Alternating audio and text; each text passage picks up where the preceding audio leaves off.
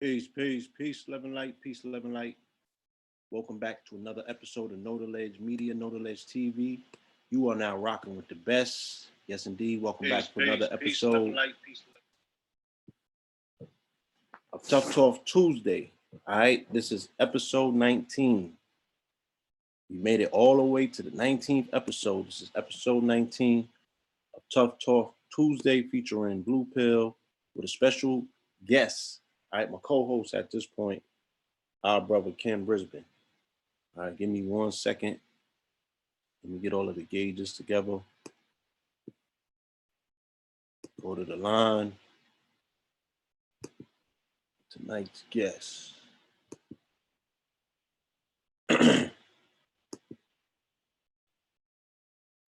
Peace, love, and light.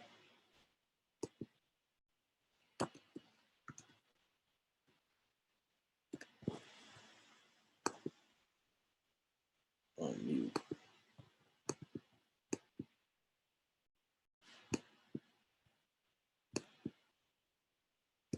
All right, give me 1 second. This thing not on mute.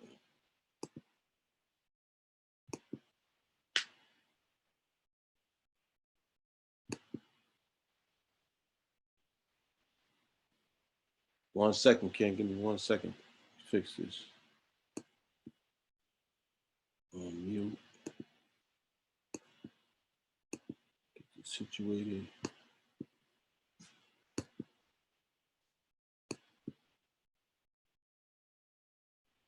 All right. I got to troubleshoot something. Give me 1 second, family. All right, get yourself situated in the chat. Let me know. Give me a thumbs up if the audio is clear.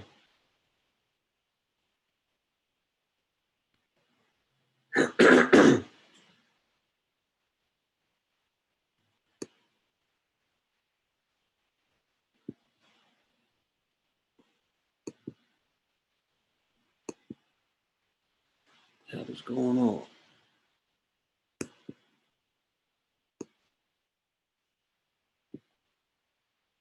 Disable talking, remove, hide, now, video participants, not aiming. On mute. Disable talking, hold the panelists.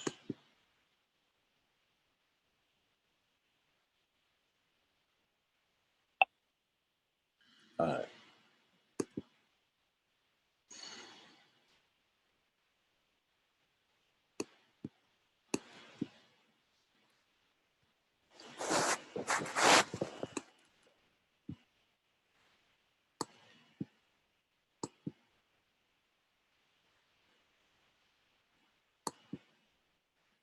All right, welcome back, family. 1 more second. Like I said, I am in the back office troubleshooting to get this audio open so the brother could join us. I have no idea why I cannot open the microphone. So give me 1 second. Please get yourself situated. You could go ahead and hit that like button in the meantime, in between time. All right.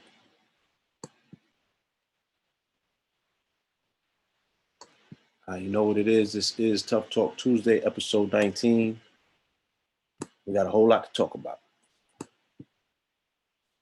Unmute audio.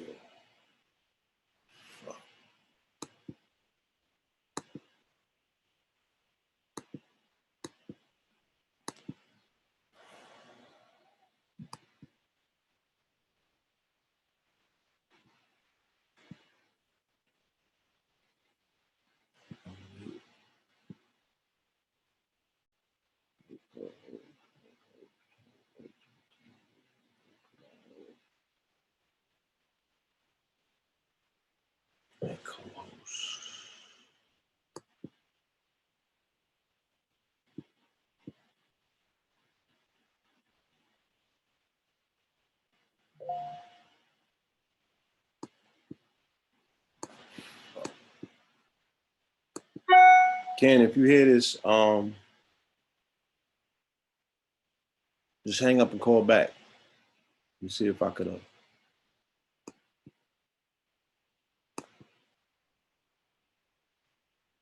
Let's see.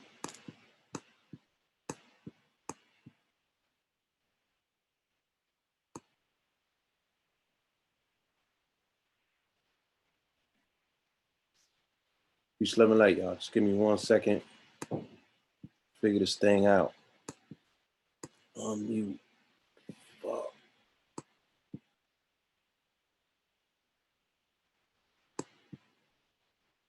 Ask to start video. Make host with your code permission.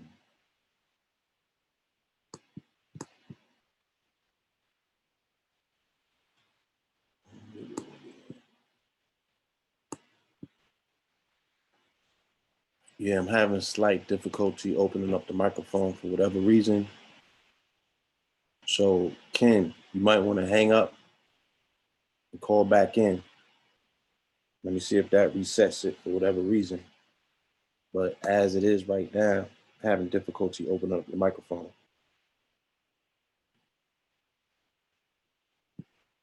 So let's just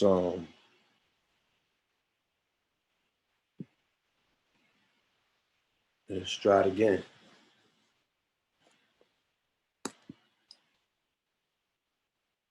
Make host with your code permission.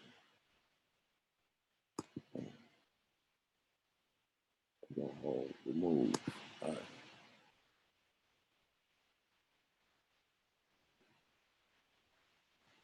All right. Well, I can't remove you, so you got to hang up and call back. Because they said if I remove you, you can't come back in. Figure this shit out, though. All right, y'all, welcome back. Hopefully everyone had a wonderful weekend with their families or just taking advantage of getting some rest, having some time off. It's less than 30 days away from the new year. So hopefully you're finding some time to yourself to recalibrate, reevaluate, re-energize, and recharge yourself, okay? There's a lot that's potentially headed your way with this paradigm shift, us moving into this quadrant, this different quadrant of space. 2020, this clear vision, perfect vision, this epoch, this era. And it also concludes about the first 20 years of this millennia. So, you want to make sure that you cleaning out all of your drawers, you emptying all of your drawers, allegorically speaking, you know what I'm saying? Analogiously speaking, making sure that you have dealt with everything that you need to deal with and you're not leaving things unpacked. You know what I'm saying? You're clearing out your closet, you are lessening the weight. You know what I'm saying? You're getting rid of some of the baggage. You're making yourself that much more lighter, moving into this new epoch, this new era. You feel me?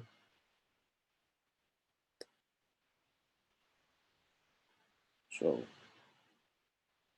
I mean, and that's for the people who choose to play it like that. Everybody gotta have the same approach. Some people just want to kick back and enjoy the ride. And that's cool. Change role to attendee, co-host, or host. Nah, change role to co-host.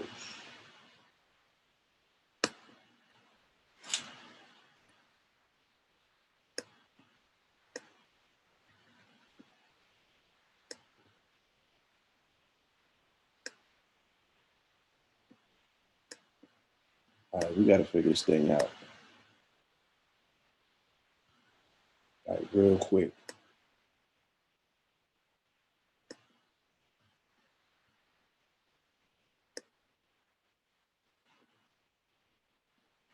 Unmute audio.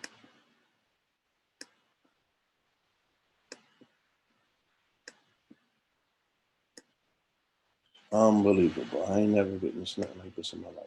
I tell you. We ain't got no retrograde, so I can't call on that. But I'm not gonna lose my cool. I'm gonna take my time. And in the meantime, in between time, we can have, I could do two things at one time. We can have a conversation as well. Like I said, I just want to pick up where I left off. if you either enjoyed this time off, if you didn't have time off, if you were with family or you still had to work, or you probably took this time to do holiday shopping or what have you, make sure that within this next 30-day span that you are putting some time aside for yourself. You are finding time to clear out the unnecessary clutter so you're not bringing all of that extra added baggage into a whole new epoch of time, a whole new envelope of time, a whole new quadrant of time and space. 2020, where you want to have clear vision, you have to remove the scales from your eyes in order to have 2020 vision. You know what I'm saying? Those scales should fall from your eyes. Allegorically speaking, those scales represent the weight, they represent the extra baggage, they represent the scales, the parts of you that need to fall. Unnecessary skin, unnecessary weight, unnecessary baggage, right? Things that need to fall to the wayside. So you can balance your scales. Your scales from your eyes need to fall so you can balance your scales, right? And then, just like in construction, when you're setting up the beams and you have to put that device on it that tells you if it's balanced, or when you're setting up pictures to hang in your apartment and you have to put the beam on it with the stuff that in it that look like mercury and it tells you if you have perfect balance, that's for the aesthetics of vision. So when you're looking at something, it could be aesthetically straight, and that vision can be complementary to your vision, to your eyes. You know what I'm saying? Because offset architecture can throw your entire life off as well. That's called geomancy, you know? And that's how they build up most of these cities. So you want to make sure that everything is in alignment and correct and balanced, or at least the semblance of balance, because it's always going to be a few percentages off.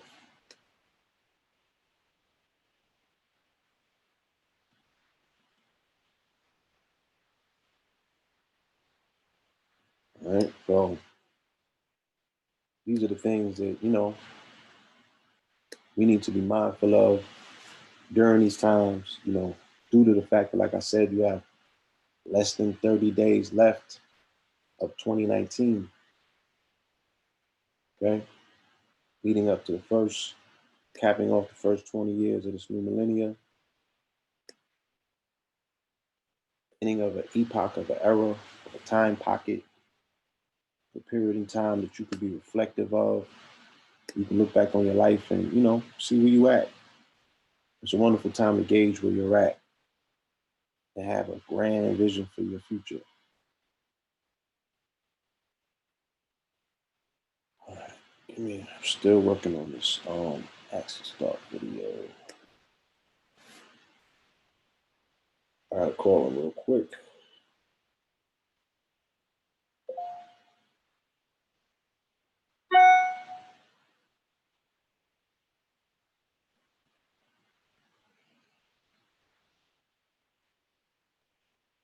So, give me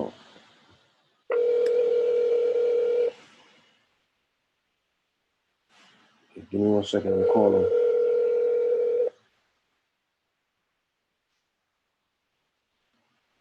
Family, yeah. Hold on. On the in the back office in the Zoom, can you remove yourself from the queue, right? Like hang up or whatever you got to do and come back in so I can refresh and see if it works different like that because I can't open the audio. All right, y'all, we're gonna get to it. But yeah, I hope that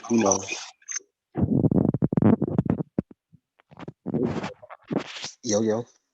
to the guard. Yo, yo. Yes, indeed. Yeah, man. Technical difficulty. We're in the building. What's good, bro? Everything.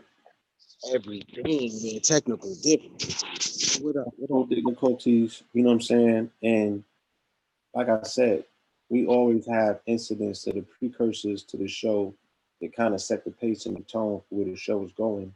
because ultimately the things that we're presented with that we have to work through be the same thing that we're going to address in the show, right? So, we're going to talk about vision, we're going to talk about leadership, we're going to talk about the need to have patience, right?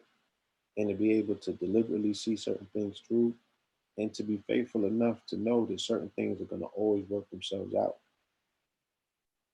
Now, these things are integral for leadership, especially when you're responsible for other people who have showed up either to hear what you're talking about, you know what I'm saying, or willing to go wherever you're willing to go as well. Right. So it's a wonderful way to start a conversation that I said will beautifully blossom and envelope into the very topics that I'm talking about right now. So before we get into all of that, I want to give our brother his official greetings. You know what I'm saying? Everybody, I don't got the clap meters or nothing. You know what I'm saying? Or the I don't got the sound effect machine. I don't got the board as of yet. But it's been a minute. Peace, love, and light, brother. How you been, man? Right, man. How are you, bro? Doing amazing.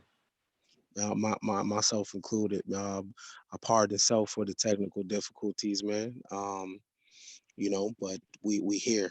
Um, I would say, happy holidays, but I don't got another word for it, but you know what I mean. Yeah. I do know what you mean. This is one of those holidays where I saw less than other holidays. People wasn't so much beating up on one another about getting the clarity of exactly what that meant because no one really knows how to explain it, you know, but it's best described as, I got an opportunity to see some of my family. You dig what I'm saying? I got an opportunity to sit at a few tables and sample some amazing cuisine, have some wonderful conversations around the table, see in people's eyes the reminder that they got about what it feels like to break bread as a unit. You know what I'm saying? Like, oh, we got to do this more often. Oh, remember when we used to? And those memories come up and the photo books come out. You know what I'm saying? And those are those are those are dope side effects of black folks congregating together as opposed to other situations that I've been involved that often end up in gunfire. You dig what I'm saying? Or somebody getting touched. Yeah. Yeah. So It's a weird holiday, bro, but I definitely, it's I keep it. it's a weird holiday, but I thought of, I did think of, I don't even want to say Indian, but First Nations. Um, I thought of First Nations, and I was like, yo, I'm American. I can't, I can't front on that. But yeah, I did think of First Nations, and let me tell you something. When I was 19, bro, yeah, you know, I was in my super woke. I was super woke, yeah. and Yeah. I remember I And I, fasted. I was just about to interject and be like, bro, it's phases to this. You know what I'm saying? We all done went through every totem on the pole. So we've been super woke. Yeah. So I fasted, right? I made a big deal. I was, but and what I remember is I was I was like dolo though in my protests, right? I Super. protested and people still ate, and I looked like a weirdo, right? And the funny thing is, I protested at someone else's house too. I, I was living with someone, and they was, like, yo, what's up with your man? You know what I'm saying? And and the funny thing is, I was so combative, and I was like, y'all the one stupid, and I actually took pride that I was the odd person out. Yeah. And what I You realized is, you let was me the right. joker. What I figured out is that you're enlightened when you can when somebody can invite you to church and you go, bro, and you're not even tripping. When you hear Yo, the word Jesus, you can replace it with Horace. Or when you go, or you're at Thanksgiving, and in your mind you think of First Nations people, and you can be enlightened, and you don't got to tell nobody nothing. It's all good, you know. bro. So I just dropped the link for Christ Consciousness Bandzoogle. So that's the first part. And this for me was cathartic. I had to move through this. I had to squeeze what they said, like camel through the size of the head of a needle. You know what I mean? Putting out a project where I position myself even in proximity to that word, I had to get past the jitters and the fears of that alone. Because that could be suicide where I come from, right? But that's a level of enlightenment where you get to that space where you like, look, it is what it is. You know what I'm saying? It's gonna transform me somehow, some way. Even if you're losing people, that's you again, that's like you dropping scales, you're transforming, you're getting lighter. You have, you know what I'm saying? Even when people putting salt on your name, that's an alchemical process, right? For sure. Transforms you and how you look or what have you. It's still transformation at the end of the day. So, you know, it comes to the same thing with the holidays or the gatherings when, you know, family get together. You know, I didn't have to say anything. I didn't say anything, you know, and I put a post up after all of the festivities were already over and done with. And I spoke about how much fun I had surrounded by family, you know, laughter and seeing the children, be reminded what it's all about, what it's for. And that's a good way, you know, to reset your internal clock and your program and remind you what's ahead of you. You know what I mean? And things that I've been speaking about before we opened up the show or before I opened up the line. And that's the fact that there's less than 30 days left to this year. And this year is not only representing the closing out of this year or the closing out of the teens, but it's also, you know, the culmination of the first 20 years of this millennia. Mm. And, you know, you will want to make sure that you have just a little bit of time set aside for yourself to go over inventory. You know what I'm saying? To really reevaluate. Me personally, I'm experiencing a 10-year window. So I have to evaluate the juxtaposition of what was going on 10 years ago and what's going on right now. What are the similarities, complexities, and all of them things? Like who's showing up in both of these situations and how are they showing up? You know, there's a lot to evaluate. And you know, also being mindful to be present and also being mindful to be, you know, in a possession of some sort of vision for the future. You know, in particular, having something that's charted out at least for the first year, if not, you know, leading you up to 5 to 10 years. And then it's really about your business, 100 to 500, you know. So, and this is where you're stepping into. This is the epoch and the time and the era, you know, when Carnegie showed up, you know, at the beginning of the these particular centuries and what have you, these juncture points, these resets.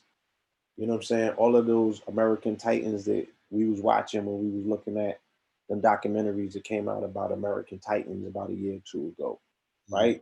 They all were positioned at the right time, Right. That's right? key. When industry was turning over, I'm gonna tell you exactly what took place. It was called the Industrial Revolution. And what the Industrial Revolution represented at that time was the convergence or the confluence of three different sectors that represent a revolution in those sectors based on technology, energy, and the movement of machinery. So the Industrial Revolution that they experienced came by way of steam, right? Mm. The technology was dealing with the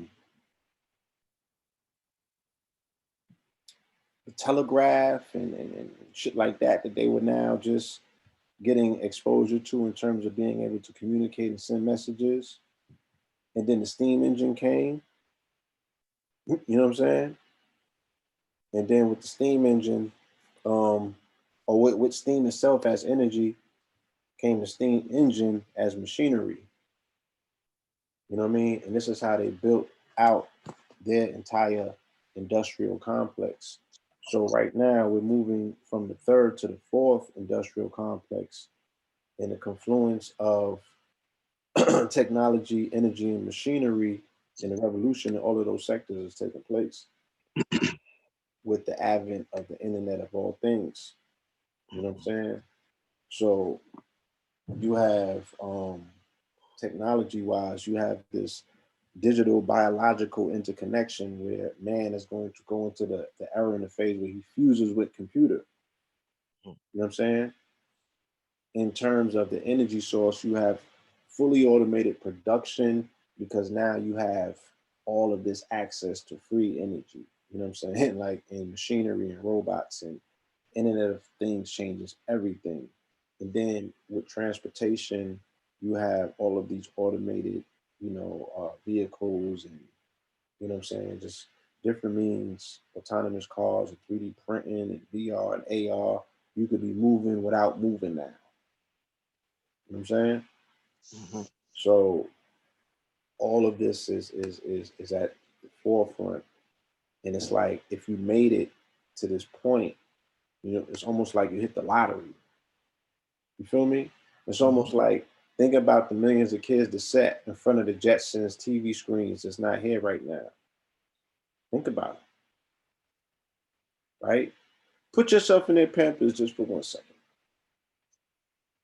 While they sitting there looking at that TV, and they all probably had initially at that point, because we all had imaginations intact. They had dreams and visions, and everybody wanted to see a flying car and speak on the iPhone.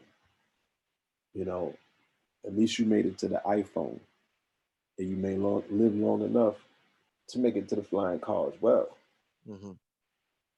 And that's what this ability of life has afforded you. You can go for it all. You can go for the gusto. You're on the other side of things in less than 30 days. It's the it's the template, right? That has been reserved in a quadrant of space. It's the template for the future. Mm. Blade Runner and Running Man, those are movies that were set in 2019. It came out 20 years ago. Both of them.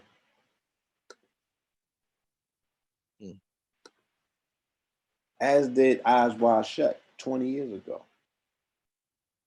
Wow. Okay. Yeah. So these are the windows that I'm talking about. Look at how that window showed up. Look at the 20-year window. So there's a 10-year window. There's a 20-year window. Whoa, I got to correct that. My bad. Because Blade Runner came out of 82 and The Running Man came out of 87. Okay. Right? But Eyes Wide Shut came out 20 years ago. Okay. So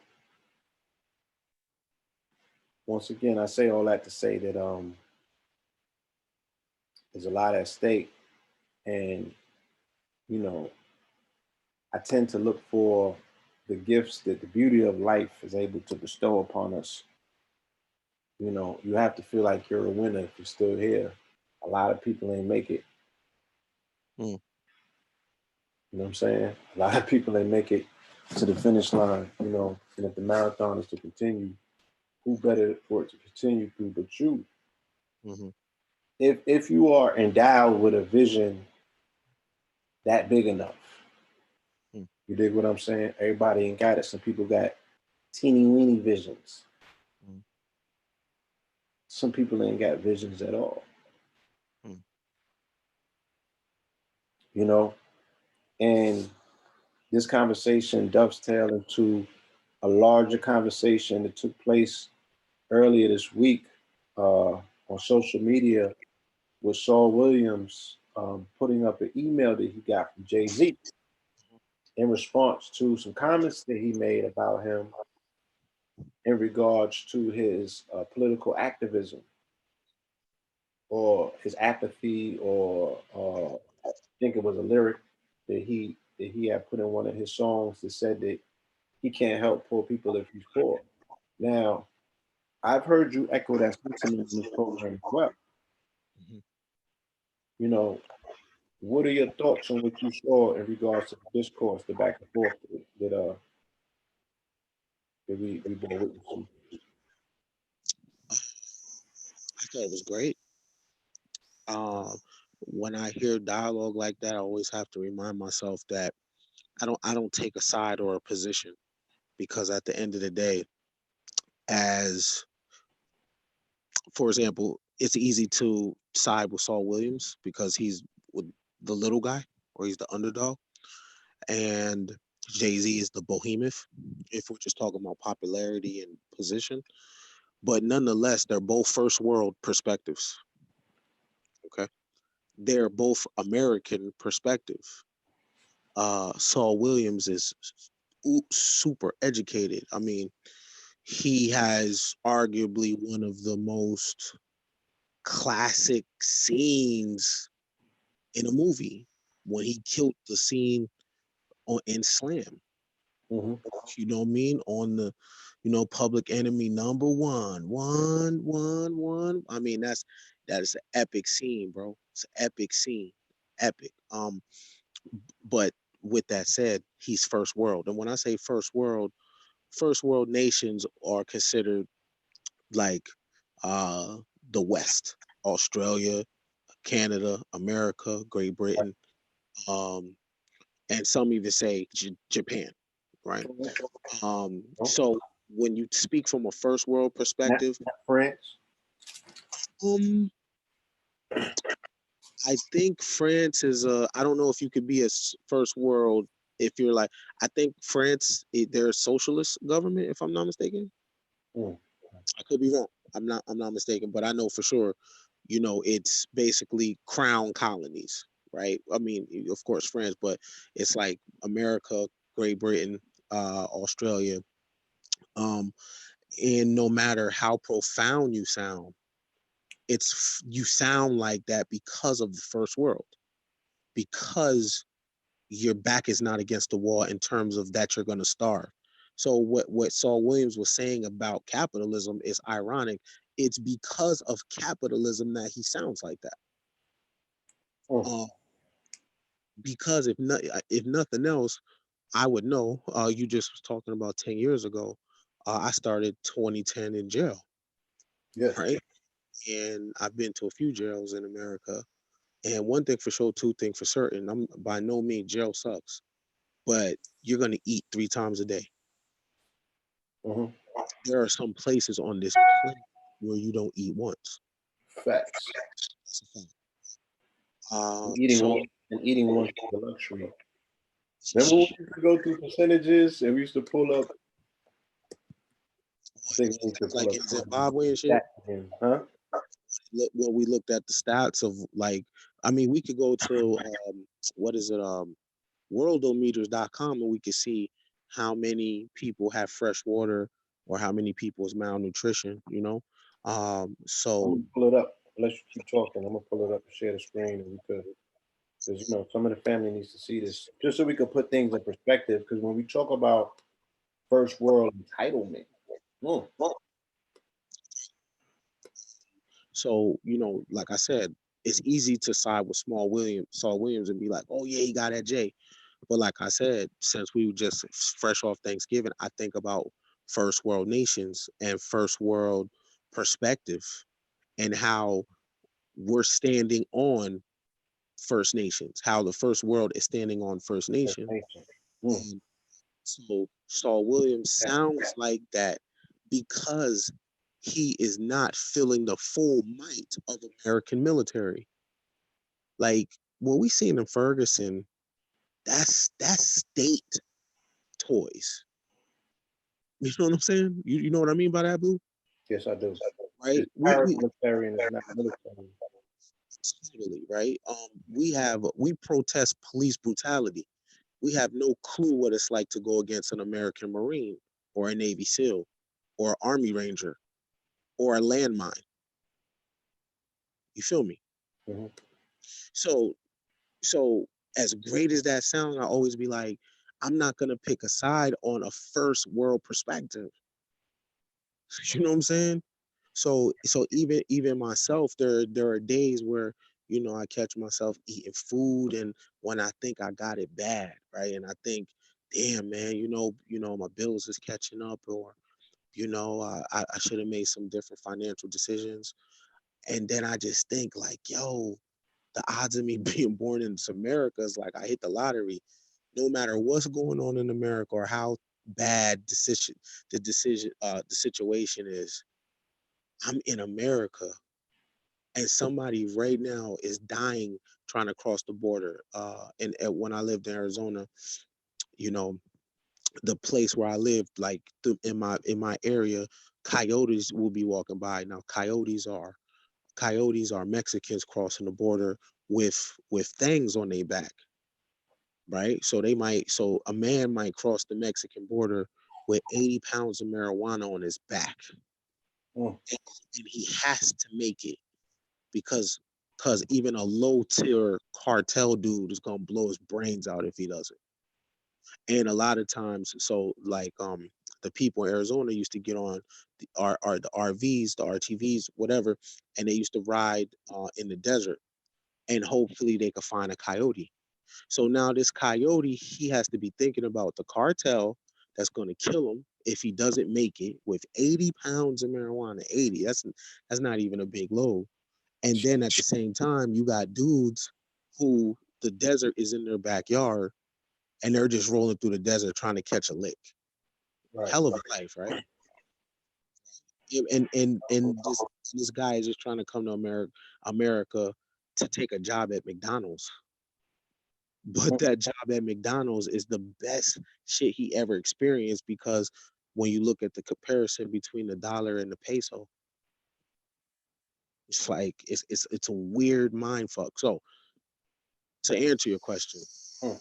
dialogue is needed, and I just don't pick a side though. And I'm happy that Jay-Z responded to him, because he didn't have to. He didn't. Mhm.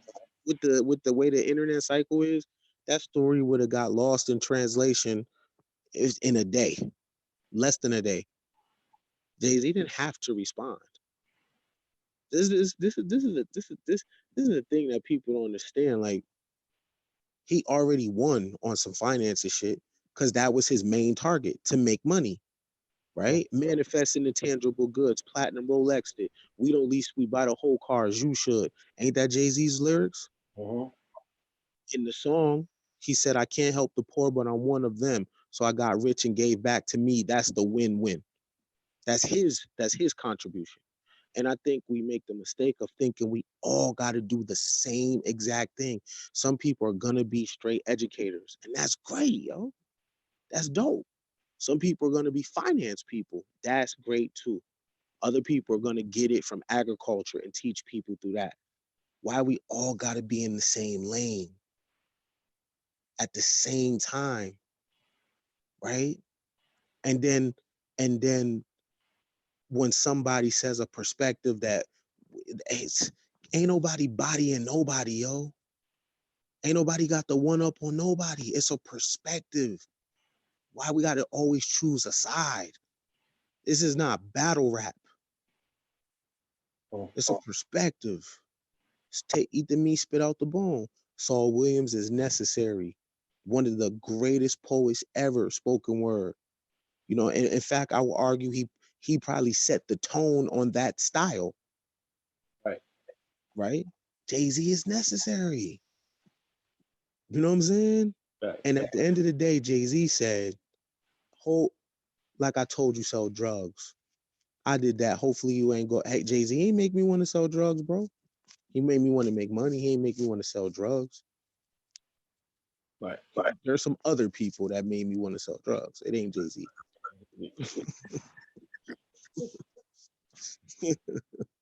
So yeah, it's both needed, and sometimes, man, we just have these angles, and we have to pick a side because we all looking for super nigga. So whoever's super nigga at that particular time, that's what we're gonna ride with until we find out Saul Williams' sexual orientation. Now we not fucking with him. Or if he's dating somebody we don't like, now we not fucking with him. So see how fickle it is. So yeah. But I choose the middle, bro. I like to see the dialogue and I don't pick a side. Right. So pulled up the site. I don't know if you want stats. Hmm. Hmm. Let me see. Can you hear me? I can hear you. Okay. So you got it up. Yeah. Let me see. Can I see? So let's think about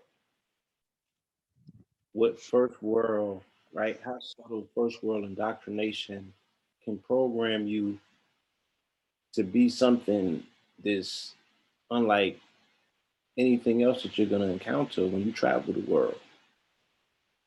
So the way that Americanism is set up with folk tradition on Halloween, the children will get more candy that they can eat. On Thanksgiving, you're gonna get more food than you could eat. On Christmas, you're gonna get more gifts than you can play with. On New Year's, you're gonna get offered more liquor than you could drink. On Valentine's Day, you're gonna get more chocolate than you could eat. Right?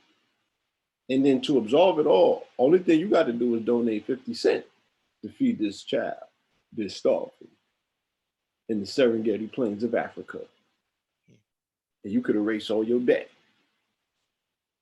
And when I'm saying debt, I'm just meaning by the level of consumption is dealing with, you know,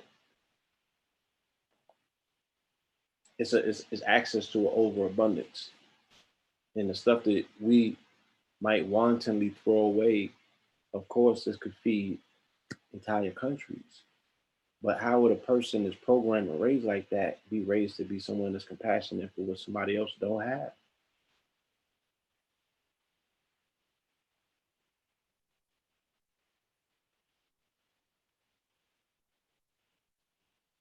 So it says here that there are 839 million undernourished people in the world,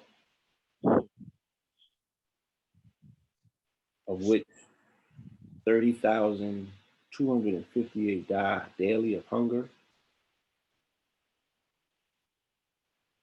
$560 million is spent for obesity related diseases in the US today. God damn.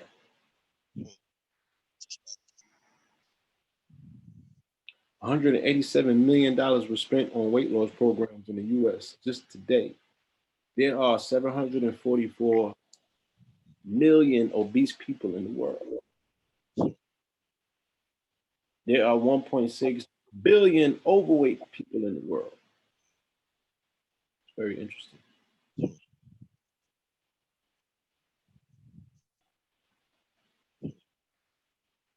And there are 805 million people with no access to safe drinking water. Say Hmm? that number again, real slow, because we hear millions a lot in sports, Right. and I don't think we grasp the concept if that was people. Right. Like I was thinking about this earlier, having a conversation with myself. Can you fathom what 2 million bodies look like? Hmm. What type of stench would that make? And what would it fit? The Washington lawn? Like when you envision the Million Man March, you think about what 2 million bodies would look like? Because I'm thinking about, what is the dent of melanated men removed from society in prison look like? What if you put all that together, what does it look like? So there's 805 million people. That's only 200 million short of a billion. 805 million people with no access to safe drinking water source.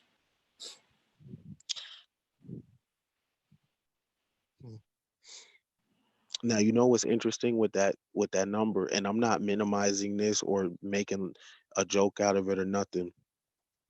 But if you lived in a lot of regions, in, say Africa or India, Mhm.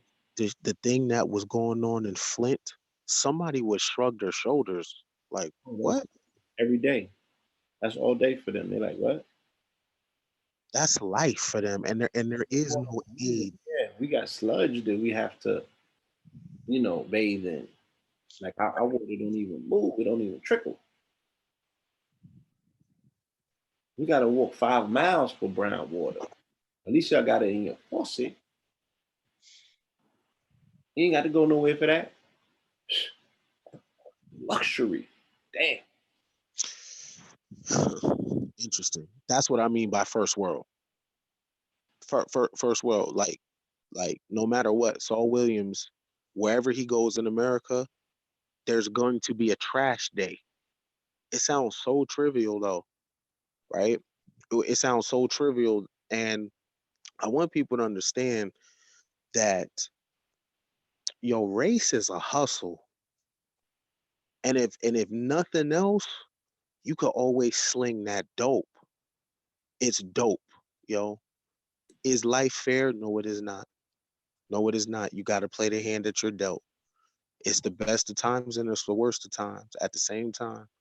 But that race talk, that's a mean hustle because it doesn't take much. You don't have to have talk or research. There doesn't have to be an investigation. All you got to do is point and see and be like, yo, look, you see what happened to that guy in Seattle? Yeah, see, right? And what that does is you overlook the fact that you take your trash out every Tuesday and someone's gonna come pick it up. You have no concept of the trash strike for 5 years. And I'm saying that because the most polluted places in the world is India and in other parts of Asia, where Yeah. we're talking about children are raised in sewage. Fact. This is their regular degular life. They did a movie called Slumdog Millionaire. Right. It's reality. Yeah. You finished with this site? Can I close it? Oh yeah, yeah. Just so people can check it out anytime. Worldometers.com, and that'll tell you. Oh, Blue, if you scroll down just a little bit, tell me how much natural gas is left or coal is left, if you can see it. There's 44 years left of oil. Coal left. It says BOE. I don't know what that is.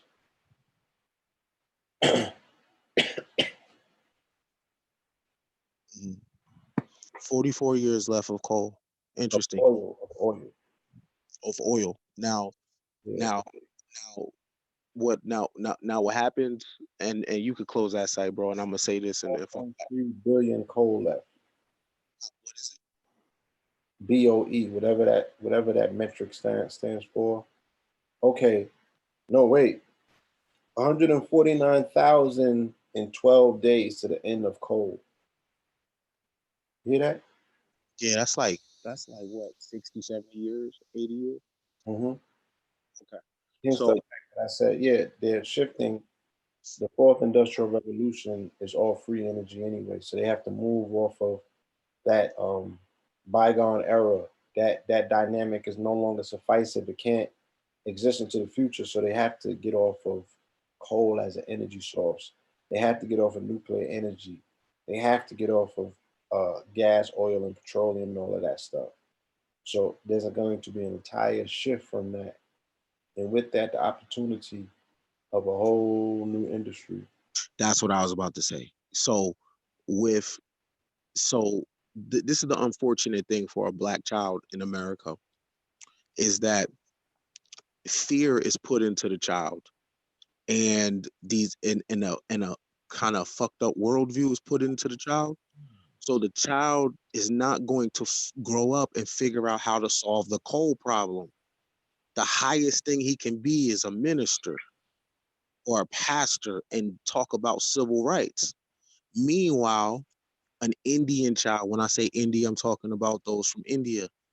They're going to grow up and figure out how to solve the coal problem, the clean energy problem. I'm talking about human contributions. Now, you cannot escape.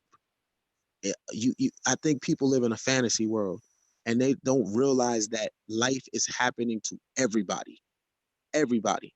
And I'm saying this is because, you know, Black Talk is, we're the only group of people that does this. And we're the only group of people in the world going through it. How would you even know that? Hmm. Like seriously, how do you know? And this is a crazy collective lack of confidence. Black people really believe they are the only people in the world that do a particular behavior. Are you fucking kidding me?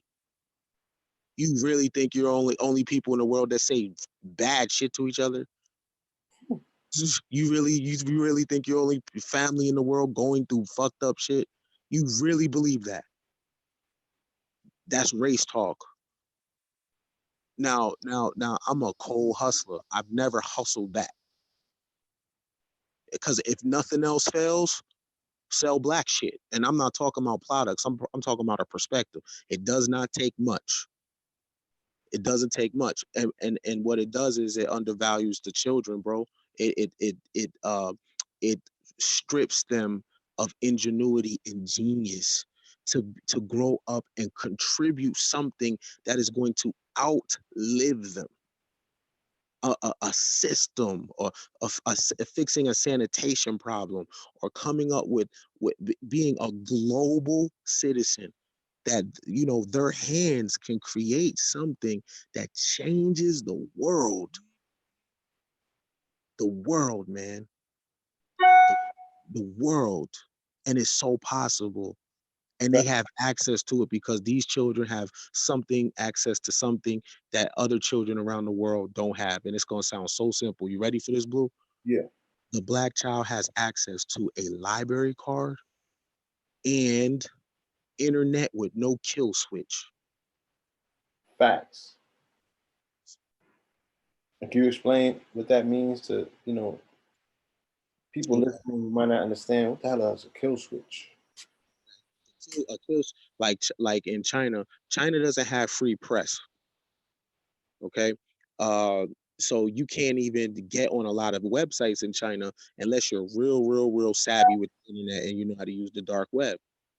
All right. A child in the internet can type anything in Google and get an answer. Anything, anything. Their imagination can run free, right? And a library card is free. Sounds so trivial, but you can go to the libraries here in DC. These are some of the best libraries that I've seen.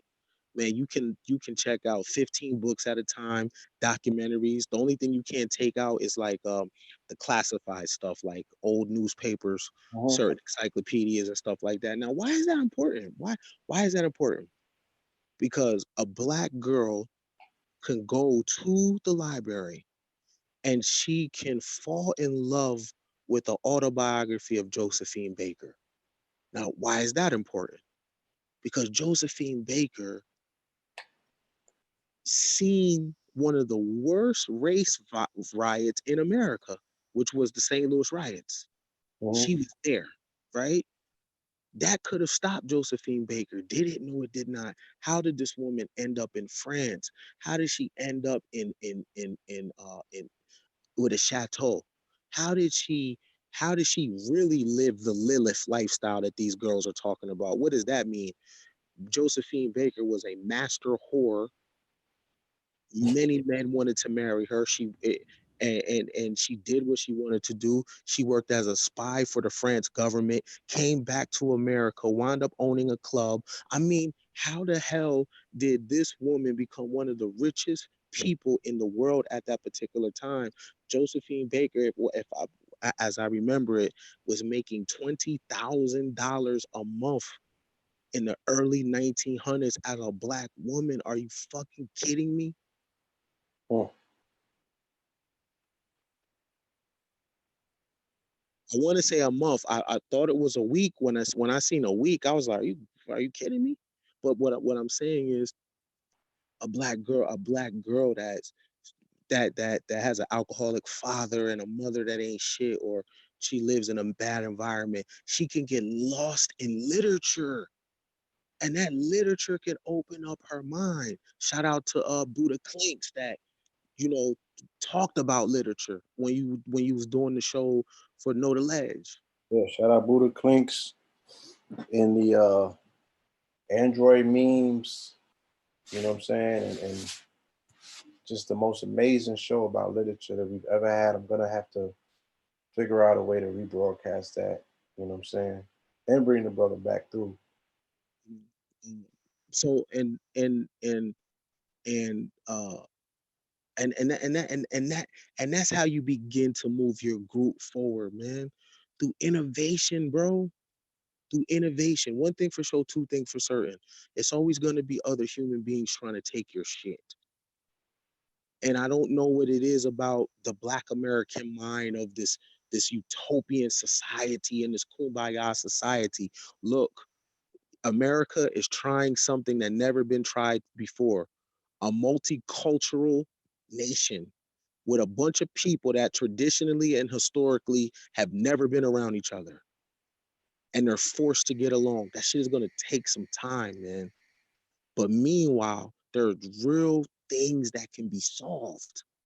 And inventions and innovation and ingenuity can take your bloodline out of mediocrity.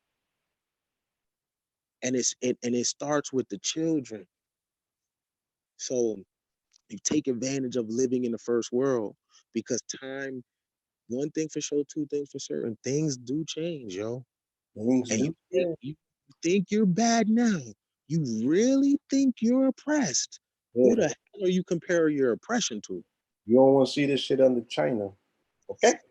Now, let's take a look at this page real quick. Before I close this page, I wanted to make note of this, just to put some things in perspective. They said 15 billion cigarettes were smoked just today. It's only 7 billion people on the planet. So they looped it. Them niggas doubled up plus some just in one day. God damn.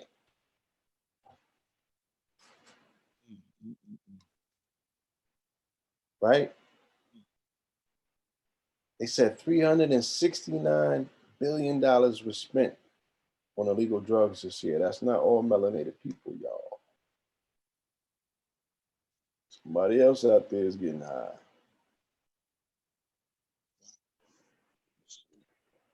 And they said there's 41 million HIV/AIDS infected people.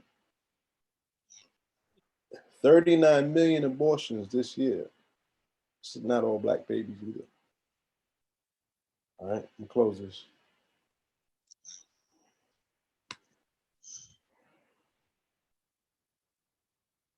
Hello? Not hearing you. And those numbers are coming from a supercomputer. So, Yeah. you guys can check that out you can check that out any day. Worldometers, and the other one was Internet Live Stats. And those are up to date stats of what's going on by the minute. Absolutely. Um, Interesting weekend I had. I saw the movie Queen and Slim. Right? Very interesting movie. Um, and it once again it dovetailed off of a conversation that I was having earlier in the week. You know, because of the weekend I was bouncing around to different houses and sitting at different tables having different conversations. Hello? Yes, Yeah, your phone is going in and out. I can hear you. Yeah. In this particular conversation, I found myself having um, a friend of mine, a family friend. She was asking me about. She was asking me a question on behalf of some of her friends, her girlfriends, These are young women who have, in their younger years, you know, they had their fun. They lived their lives. You know what I'm saying? And also in the process, they did the responsible thing in terms of putting themselves through school, getting degrees, and they got very comfortable jobs and all of the accoutrements to go along with that in terms of the condo and the crib and the this and the that and everything that a girl could dream for. But they go home lonely. They don't have a man. You know what I mean? So these women are not finding themselves in the ideal relationships that they might imagine themselves to be in or whatever. So she was asking me about some of that, what were my thoughts on that. And I shared some things with her. And then I went and saw the movie, and I was very, uh,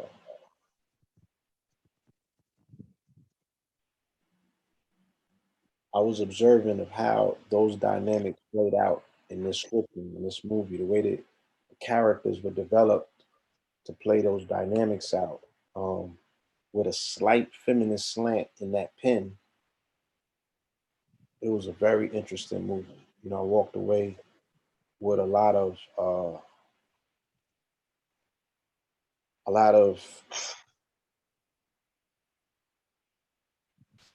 it, did you see the movie? I'm trying to find these words. I'm like, did you see the movie? So what I had to do is I couldn't get to the movie theater, so I tried to stream it and it's not nowhere on. So I had to watch it in clips and then do uh do extensive Facebook reviews and reviews. One thing for sure, two things for certain. You don't gotta go to the movies. Niggas gonna tell you on the timeline. I didn't even tell you on the time. Yo, literally, son, it was a shorty on my timeline. She had screenshots of every other scene. uh, Going down the I had already seen it, so I wasn't blown. But niggas in her comments was like, "Yo, you blown her? You gonna tell her? bro, You gonna yeah, I know everything that happened, bro. I huh?" know I know everything that happened, man. Every single detail, so I can keep up with the combo. But I want to ask you, when you say it has a feminist slant, what do you mean by that? Um, to me, there was a clear distinction early on when they were dealing with the character development that he was going to be portrayed as a very much beta male, and she in contrast, she had a lot of alpha attributes. You know what I mean? So kind of what I picked up on. Herein lies the problem we have here. Um, Herein lies the problem because if you strip away religion, if you strip away just religion, how does the woman act? Pull religion away. What does she look like? Um, the book that dominates Western culture is the Bible, Mm-hmm. and we get our cue from the Bible, whether we like it or not. We get the role of women from the Bible or Islam, the role of women. But it's very interesting when you actually read the book, because this ideal of a submissive woman, where where is she submissive? If Eve or Lilith is the first woman, let's just literally, and all women descend from this one woman, Oh she's no, she's not submissive. yeah. Well, once again, you're taking the conversation somewhere that I didn't really necessarily. I didn't say that her lack of being submissive made her less than or more than of anything, because I didn't say that she wasn't submissive or not. At some point, I mean, again, the way that she's characterized in the movie, clearly, at some point, it got to a level or a place where she became more submissive and more trusting. But that goes into the dynamic of relationships, and these are primal things, right? If a woman does not feel the level of security or trust of a man, then she's not going to submit or be submissive in that dynamic, period. And I don't think that has anything to do with religion. But what I was saying is, again, we get our cue from the Bible, right? Outside of that, we can't give a what's the oldest story of a man and a woman. In this opening book of Genesis, the when the creator comes on Adam and Mm-hmm. asks him, how do you know you're naked? What's the first thing he says? The woman you gave me. He blamed the woman. Mm-hmm. So if this is the first man that ever existed was not accountable. He Right. blamed the woman.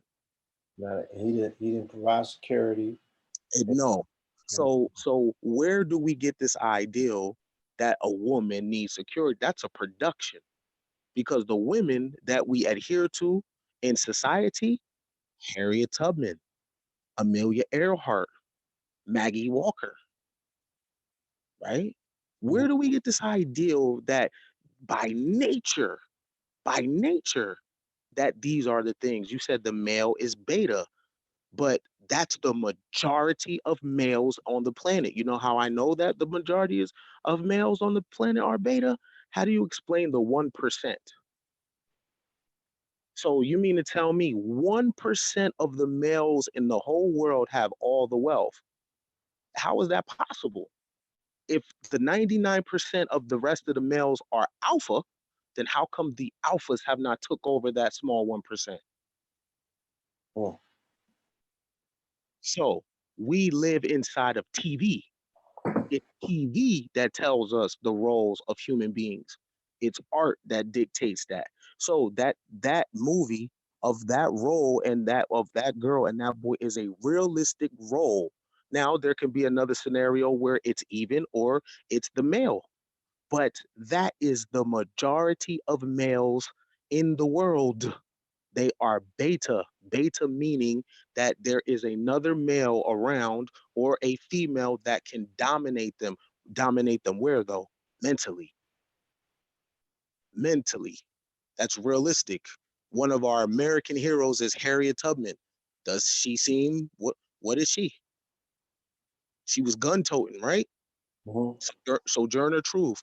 What is she? what is she? So this ideal of this ideal that you mentioned, the woman needing needing security, that trait that doesn't really exist in female species though. So where did the human female get that from? Because the rest of the females in nature are highly aggressive and they hunt for themselves and they Mhm. kill. So this ideal of the woman, we have created that, and even in so-called black culture, did the same exact thing. People left the church, but the woman still has a role. What's her role? A role? Like, is it a role in movies? Production role. Mhm. You're in character. But so I said, strip away religion. And the thing about it is that's very key, because in other places there's not a separation of church and state. It's religion and the way that we view, there's a book called Phallic Worship. The way that we view a woman is through a religious lens still, even in new age culture. And women buying it too. Why? It benefits them. Because come save me, I don't got to do no work. Benefits them. Oh, I want to be soft. I want to be feminine. That's first world ideals yet again. Because let the country go into a depression. Then all of a sudden, what those roles of femininity and masculinity, because for survival, they're Mhm. going to have to change so people can eat. Yeah, I mean, I think that they said that the introduction of women into the workforce was around World War II, when the men went to fight in the army, and they started putting the women in factories and rolling them into those roles, if you will, and they became a part of the labor force. As a result, And those women did not want to go back in the house when those men came home. facts. Yeah. That's a fact. So, and people have to understand something when they talk about their grandparents and dynamic. It was like that because of the state. The state wouldn't allow a woman to do something. For you to get a loan, you had to be married. Now, let me tell you how this goes, Blue. Monogamy or marriage, these dynamics are so poor men don't revolt. So the 1% need women to play that role for men that are come from bad pedigree, because they need these men to have a wife. As long as men of the lower class are able to have a wife and she submits to him, even though he has absolutely positively nothing but a dick, that's going to keep the poor man from revolting. The poor man is not going to revolt over wages, but he will revolt over wives. Well, If you take the woman away from a group of men, the country will go into anarchy. Because hypergamy exists. Because if you didn't have those dynamics, then the women would mate up, and one millionaire dude would be mating with 15 women. well, So the poor man has to have a woman, and so for that to happen, she must submit. She must ask for security. Do you think Rothschild women think like that? They fence, they hunt, they do archery, they know karate. Do you think they think like that? I don't think. Yeah. I'm just saying. So There's gonna be an exception. Yeah. yeah, there's always going to be exceptions. So, but my point is I think it's time for our perspectives to upgrade with the technology. Our technology is moving faster than our perspectives are. It's outperforming us. We still look at the world in roles. No, roles are based on intelligence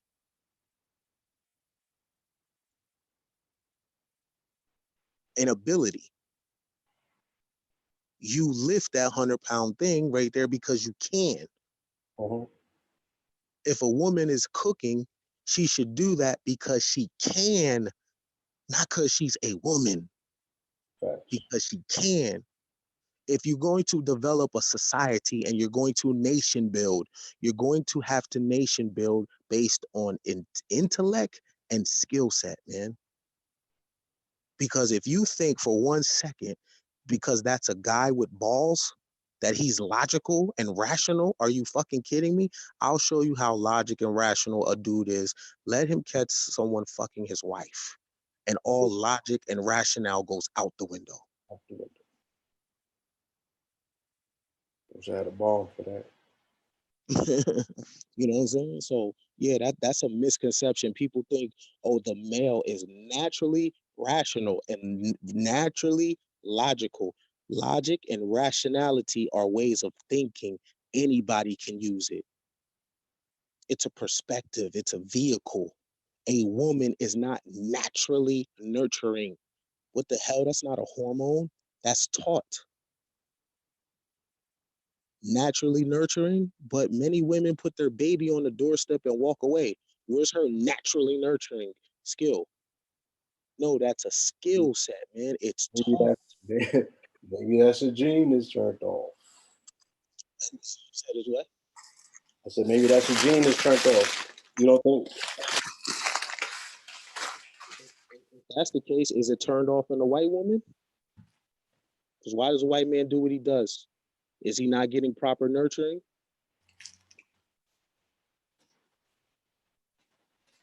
Kind of breast milk is in her titty to make him. No, that remains to be. That would have to super analyze. You feel me? You would have to that breast milk, that colostrum fluid, and see, enzyme wise, what was there and what was missing. You know, Mhm. and was the compassion gene turned off because she lived in the climate that she lived in? How can you be compassionate in a Iceman coming, reality and climate? I think That was the energy of that book was saying based on Mhm. conditioning, based on environment, you're gonna have people who are very aggressive towards, not only you, but they were aggressive towards themselves as well. When it's time to go, you got to get on. It's below 20. So, and that could decide if you eat or not. So there's a difference, that a white person can't afford to be on CP time. They're not in, what I mean? Like that could be your meal. When you could come outside and pluck food, like you always say, you can Mhm. shop when you want. You know, Right. your life is Irie. Nobody else experiences Irie living, my nigga. That's not the way the world is set up. Mhm. No worries. Like, nah. That's I But mean, how does nature arbitrate that? So that's what a like is perspective. Like on our hand, we'll say, oh no, that's not nurturing. But if you're from that pedigree, it is nurturing, right? So she's producing a fluid that wires her son to go out and bring her back shit, and then these women are producing shit that's wiring their sons to go out and get their shit took. So what's the perspective? And at the end of the day, nature doesn't mind, bro. Fortune favors the bold. uh-huh. You know what I'm saying? So I see what these perspectives did to my mother when a man came in her life with these ideals of what it did to her, and how Please, when no man was around, how right. she flourished better. What exactly do you mean? Hmm? What exactly do you mean? I didn't quite grasp that These ideals of idea. my, my, my mom liked to govern her own self. And Uh-huh. when a man came in her life, he wanted to govern her, and it always threw her off. Okay, so the ideas that you're speaking about in particular is submission. Yeah, like Uh-huh. just because, Right, just just because of just the role just dynamic, right? She switched roles. She moved. She did the waltz, and she moved into that role just because they were waltzing. just because he's a dude. Can't hear you. You gotta speak Just up. because, yeah, just because he's a dude. Here, just because he's a dude. Okay. No qualifications, no. Just because you are a guy, and that doesn't mean nothing. And the bad thing about our society, Blue, is we don't draw distinctions as a separation between what makes a female a woman and a male a man. Like there is no rites of passage on, you know what, now I'm a man. I don't, you know what I'm saying? You don't got to do, all you got to do is come through the door with a beard and he's a man, Right. right? But no, it doesn't work like that. It's mind. Now, if a woman does submit, it's because a force stronger than hers put her into submission, not a Let's, physical force, a mental force. let's revisit that. Think about how many times you might hear that echoed. You know, where they like, I just need a man in the house. I need a man around these children. And any man, because if 7 out of 10, shit, more like if 8 or 9 out of 10 of these young women say they've been abused by men that have been in the house around them, you just can't be calling on the fact that you just want the energy of a man around your child without really being specific. What kind of man? Who exactly? You know what I'm saying? It's just not going to help you draw upon that energy because Mhm, that shit has not been showing up in a very honorable way mhm, in the past 50 years for whatever reason in our bloodline. mhm. What the woman is asking for, she's asking for an animal. Well, what the female is asking for, she's asking for an animal. Let me tell you what I mean by that. We use the term alpha male real loosely, not knowing that it was a term that was designated for male animals, the biggest, fastest, and strongest animal in a pack. Biggest, the wolf, the lion, the gorilla, right? And we say we are alpha men. So what we're saying is we are strong animals, right? Now, man is higher than alpha male. Let me explain what I mean to you by that. Uh-huh. LeBron James is an alpha male. Fire. Now I'm not. Now I don't. I'm only going by his body because I don't know him any other way. But LeBron James is an alpha male. Why? He's the biggest, fastest, and strongest physically. Dan Gilbert, the Cleveland Cavaliers owner, is man. Why? Because he can pay rich niggas. He can pay the body to move. Jeannie Buss, she is she would be considered woman. That's the Lakers owner. She would be considered woman. Why? Because she is ahead of the alpha body. She can pay them to move. They don't have to run and jump. The product runs and does that. When you look at Bill Gates, look at his body. Look how frail he is. What? All of his power is where? In his mind. Oh, intellect. Now, right? Now, not even being funny, but if he pulled his pants down and he stood next to the average black dude, everybody would laugh. You know why? Because in black culture, the nigga's power and his value is in his balls. But in global society, what makes a man man is his mind, not his body. It's about who has the greatest mind. It's mind that makes man man. It's kind of like that They scene in they got a saying out here in these streets in Brooklyn, right? Right? That's a Fendi. what's that mean? That's Official? and you're not gonna get away with this one. Hold on. Wait, god damn it. I got to rewind that. God damn it.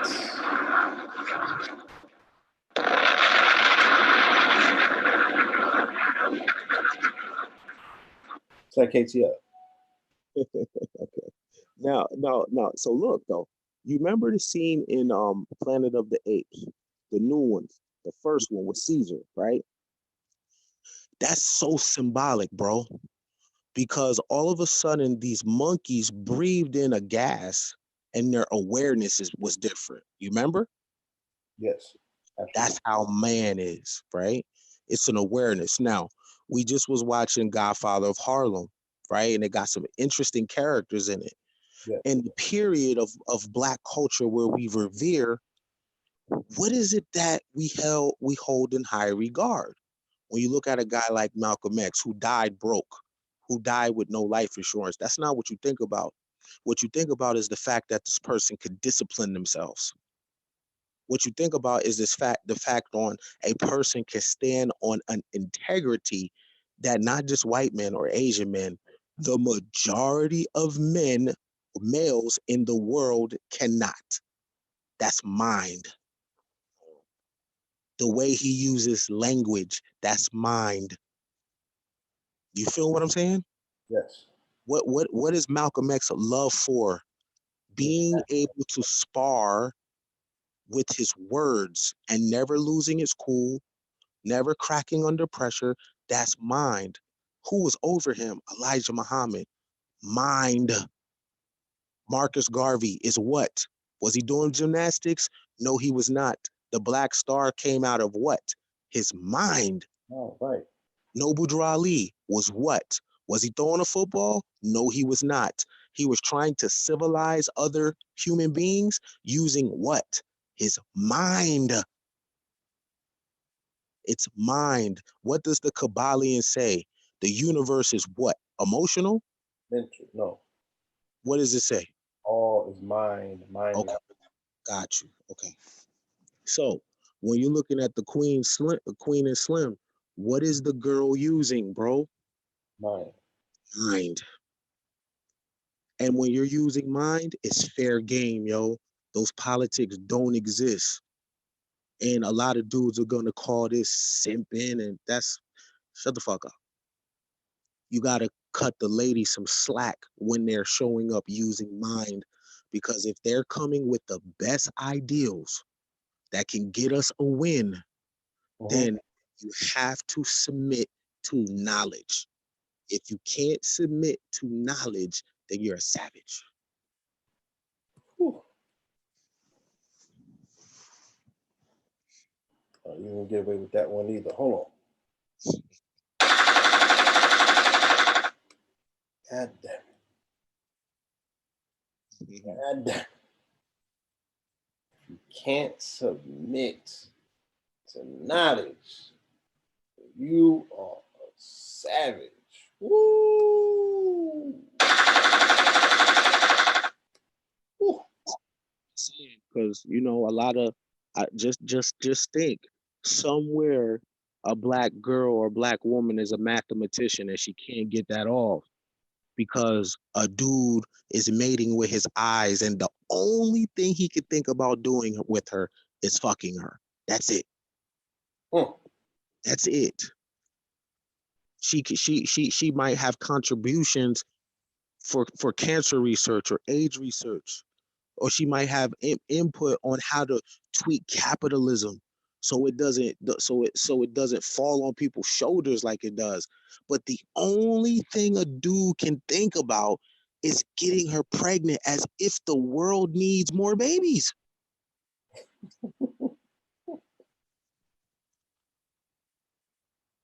This is Stuff Talk Tuesday, y'all. I know what y'all been missing. That's a fact. Like that's the highest level of our creativity, is getting married and having babies. That's the highest level of achievement. Like when someone says, "Oh, I'm getting married," everybody is so happy. "Oh, I'm having a kid," everybody is so happy. That like that's not the highest level of creativity, man. It can't be, because our technology is moving too fast. And if that's the highest level of creativity, then we're going to continue. We can barely use the phones that we have in our pocket the right way. These are mini computers, mini libraries. You know what I'm saying? So, the Queen Slim, that's great. That's great. Don't black girls need some heroes? Absolutely. Yeah. They need some heroes. Who's their hero? Who's they? Who do they see on film and be like, "Oh man, I want to be like that"? That's why I kind of took exception to people thrashing Harriet the way that they did. Because when I had the opportunity to see it for myself, you know, I'm like, you can't take away these young girls' hero. Like Harriet died in 1913 around her family. That alone, the fact that the story ended on that note, you know what I'm saying? Like that was a beautiful thing. Like Mm. she made it, she made it across that line. Like her accessibility, her existence on this grid was a little bit over 100 years ago. You can Mm. still tap into that. So, I don't think that the spirit realm could differentiate if you throwing salt on her name and shitting her name down to my Harriet. That shit was whack. I don't fuck with that. I don't know if spirit realm can make that differentiation of who you talking about. So Yeah, that was y'all did that movie dirty, man. yeah, it's unfortunate how dirty they did that movie. Y'all did that movie dirty. Y'all made it seem like the protagonist of movie in the movie was this black man trying to find this woman and kill her, and the savior of the day was a white man. And then y'all come with these ideals about no more slavery movies. Let me tell you how hypocritical y'all are. Let's be real. How many slavery movies is it? Amistad, Roots, 12 Years a Slave, Goodbye, Uncle Tom. What else? I think they're gonna put in the help. They're gonna put in the butler. They, Okay. um, you know, there's been other depictions in movies and things of that nature. Okay. Now let me ask a real question. Is it more rap songs calling women bitches than it is them kind of movies? Is it more rap songs saying fuck the other side? Is it more rap songs banging on niggas To this than day, the movies? Let's be real. the hottest songs right now on the radio are celebrating Black Death and Destruction, and we getting turned up to it. And I got a few of them on my playlist, right? Nah, them shit's fire though. It's fire. I'm not a hypocrite though. Like I'm just saying though. Like let me. I have a theory, Blue. This is why niggas don't want to watch slavery movies. You ready for this? Yeah, Because everything they say we need to be now, they were. Let me. Oh, we need to focus on family. They were. right. Oh, we need to stick together. They were. Oh, we need to conduct ourselves better. They were. They were masters of the English language. Don't believe me? Read Frederick Douglass' biography. Hmm. Sure. And he'll show you what pen game look like. That's a fact. Facts, right? Fred, Fact. Fred, Frederick Douglass was one of the brightest minds of his time. And look what he been through, right? So the family dynamic, the sticking together, niggas don't want to see that because that's what we was. Not only that, let's go right to the tweet. Hold on. Let's go right to what Saul Williams had to say in regards to who and what we were during segregation. Mm.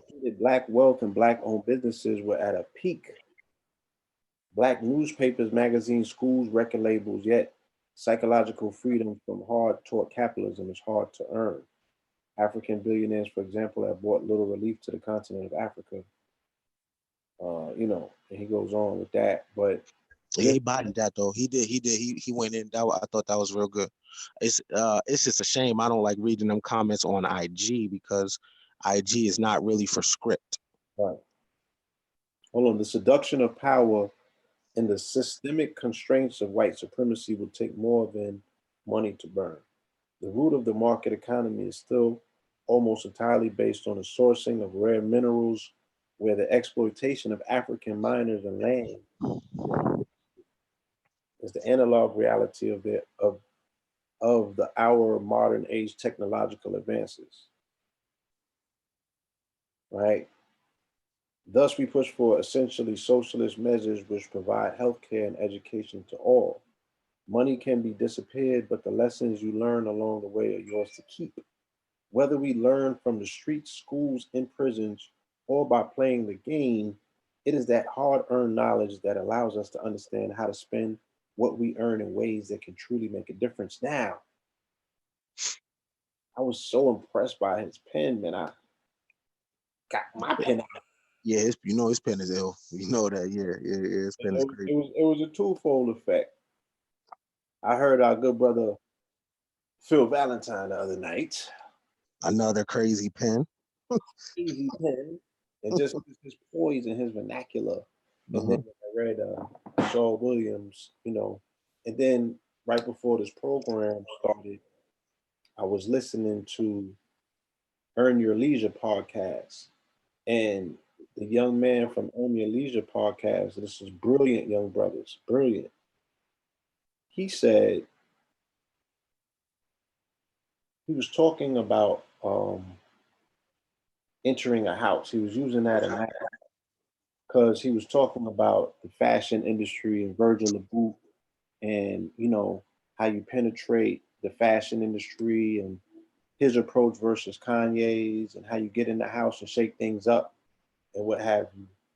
So I was juxtaposing several conversations in my mind, and he was talking about the importance of never entering a house without being mindful of the exit signs, having an exit strategy. So thinking about what leadership entails and these conversations around leadership and the fact that, leadership doesn't always entail resources as much as it entails a vision. If you can create a hell of a vision or a dream to imbue in the minds of the people, sometimes it will outlive you and the people can find themselves coming into those resources and bringing that dream into fruition. But the vision is what really makes the difference.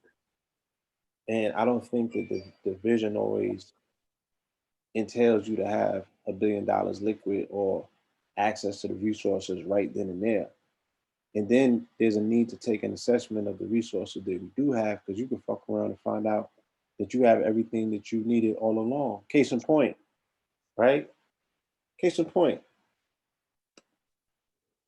let's say that the ADOS and the FBA movement has amassed about a membership, let's be fluid and say about 300,000 people, right? Give or take, right? Rather than, or while the conversation around reparation is something that starts progressing and moving forward, what if somebody in that collective is like, I got 1,000 acres right now, and we can do a collection in the fund, same way that we raise money to have a conference and come up with 400 to 500 racks and build out, the initial stages for our own city development, like on some Acon shit, right in the backyard, since we've already made proclamations that we're taking a stake in the homeland. I've been waiting for this conversation for a long time. You feel me? Because when you get back into the spirit of this land is going to start doing different things for you, because there's a creative spirit and there's an energy in this land. Shit, they fuck around and called it Wakanda in the movie and did a Billy at the box office. So there's a real spirit to this land. There's a power to this place. And, you know, again, being mindful of your aggregate efficiency, are you utilizing the resources that are at your at your fingertips, at the nearest, at your nearest reach, while traveling millions of miles or thousands of miles outside of yourself to go and get something that you already had in your proximity to begin with? And you'll never really know that until you take the assessments. And the fact that we don't data mine, we don't really know who's amongst our networks and what they have to offer to the collective vision. You'll never know, you know what I'm saying, whether you here, there, or going backwards. I think I think the issue is when you study American history. Okay, we'll take China. China is a place that's governed from the top down. Okay, by authority, Mhm. parents rule, establishment rule, government rule. America is a place that's governed from the bottom up, where the common person can make a contribution. That's great. But the problem with that mentality is that you bump into idealists. And the Black community in particular is a community led by leaders with ideals. And the problem with that is you don't have to leverage your behavior as the leadership. Meaning,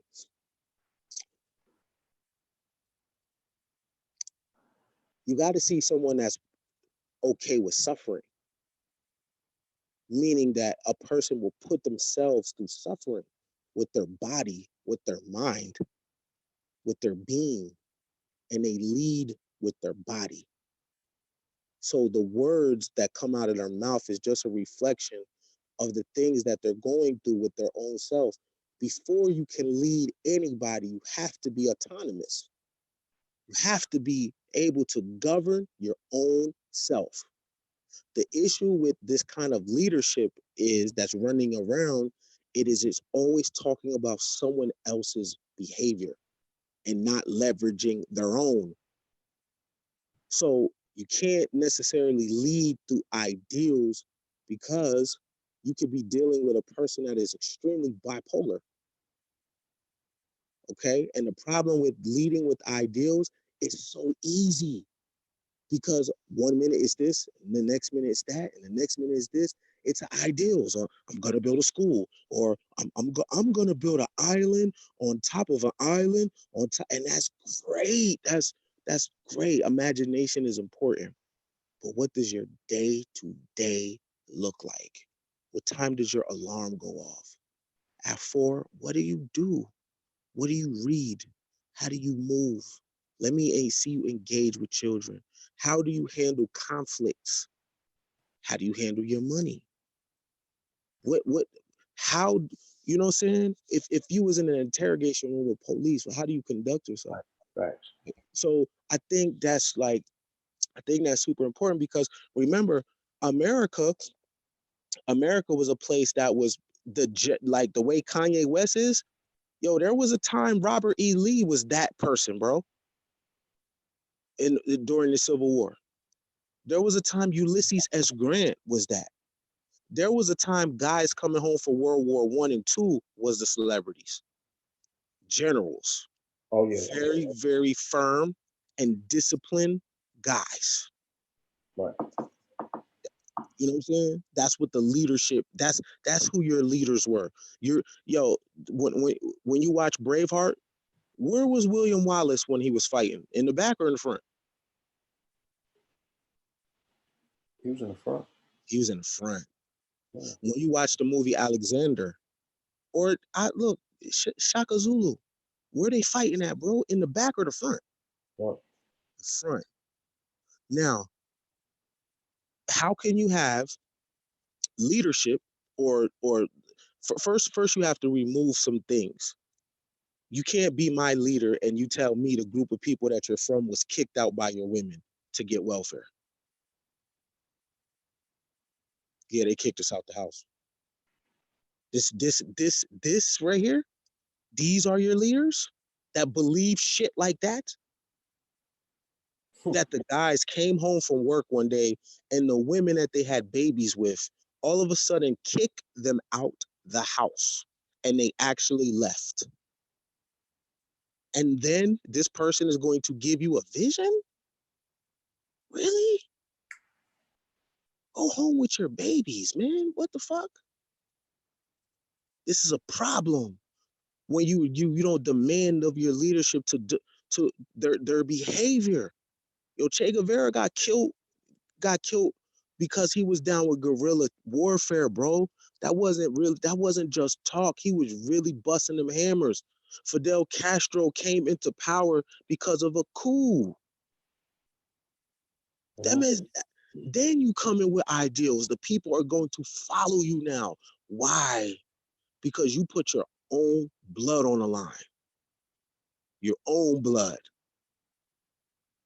You know what I'm saying? A person could say, you know what? I'm a build me a school. Bro, did you start in your garage first? Did you start with your own children? No, but you're gonna teach mine. Really? Really?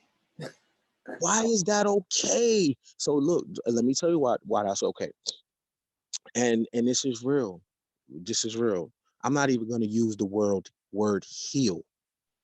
The Black collective in America must become autonomous, must govern themselves. So when people say fly shit, you're not really moved like that. I mean, it's dope, but you're not looking for Jesus. You're not looking for a savior. You're not looking for that one dude that he had this week on social media because he said something about Trump. That's an easy target, yo. What about what? Focus your eye on that guy that does that same shit every day. Goes to that park and get on them pull-up bar 5:30 in the morning every single day and keeps a routine. He's never late to work. He has a journal. He conducts himself a certain type of way. You know what I'm saying? He's on the train and a pregnant woman is standing up and he offers the seat to him. Look at him. Look at her. Because what happens, they could just be a basic man or woman, but it's the basic men and women who rise to power, who come from humble beginnings and what a woman. They wasn't thinking that. They was minding their business and duty called. But before they got there, they had these I get up particular and get steps. receipts, so I had to drop that. You know what I'm saying? You know what I mean? You know, like, yo, the world leaders are tomorrow right now are basic people, bro. They're not even thinking about that shit. They're not even saying Yo, bro, who really wants to say, yo, I'm the leader? The person that really is that's coming off like that, they don't really want that job. You don't want the job. The leader doesn't sleep. The leader doesn't eat first, you eat last. The leader is not the beneficiary of the work. You're the sacrificial lamb. You really want to be the leader? The Mm, people, the men and women that are leaders of tomorrow don't even want the job and don't even know. Look at Terminator. Did Sarah Connor know she was going to be that? no, no. That's an example. The men and women that are going to lead tomorrow are tucking their kids in bed tonight and they're doing something real basic, but they have the habits of Right, leadership though. right. And duty calls, and when it calls, they're gonna stand up. Mm, So I think we need to let to look before, we we're people that like ministry and pastor language mhm. and motivational language, and it's about the body. You know what I'm saying? Yo, Blue, I keep it real with you. When my clock goes off at 4 and I don't get up, I'm so disappointed in myself. Facts. Day So, is off. I can't even fix my day now. I right. just have to go through it and wait for tomorrow. I'm that hard on myself. How can I talk to people about anything and I didn't get up when my alarm went off? I'm not like that, bro. I don't like that shit. How can I talk to somebody about anything and I got an 11-year-old that I got to figure out how to connect with because he's growing and he's changing and the world is different?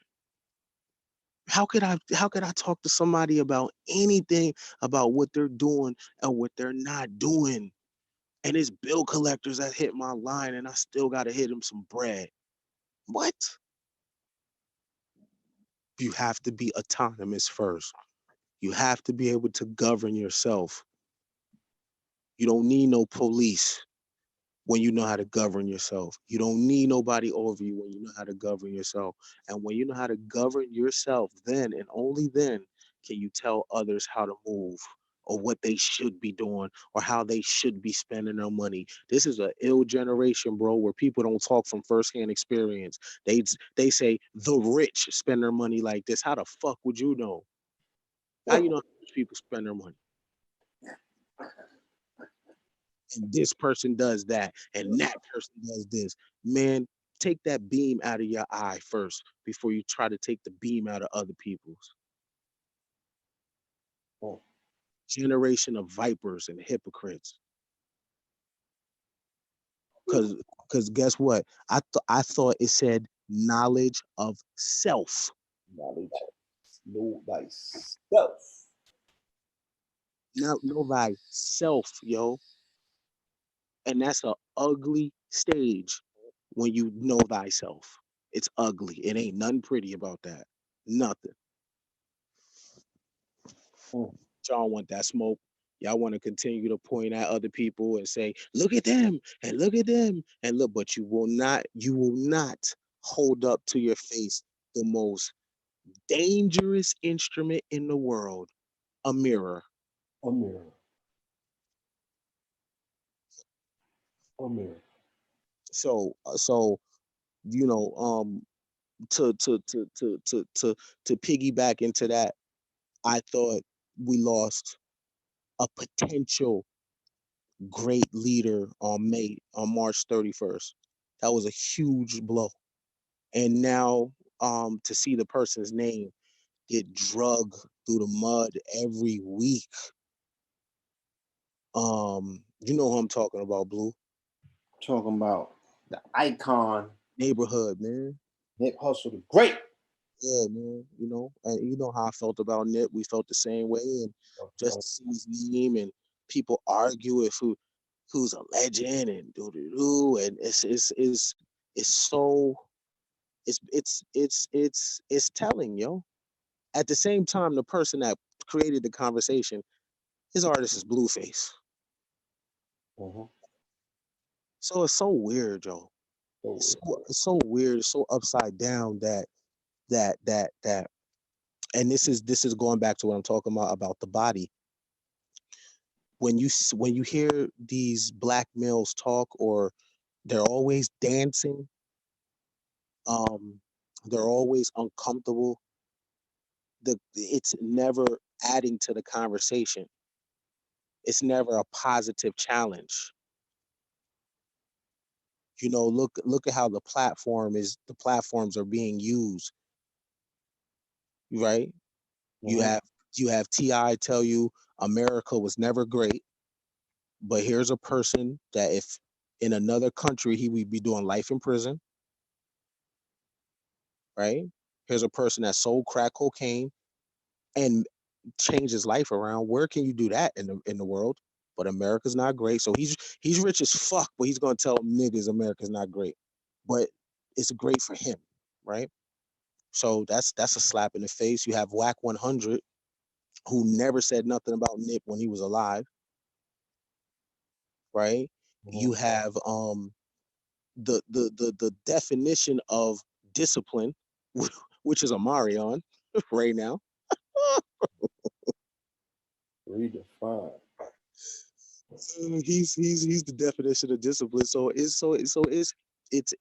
sad. It's sad, and I feel sorry for those elders that are on their last leg, because they're gonna go out of here, and if they be honest with themselves, I know they're kind of like disappointed, because their work that they done and laid down, what did it produce?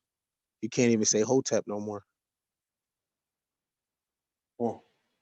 Eh. That's fucked up. A word that was lost.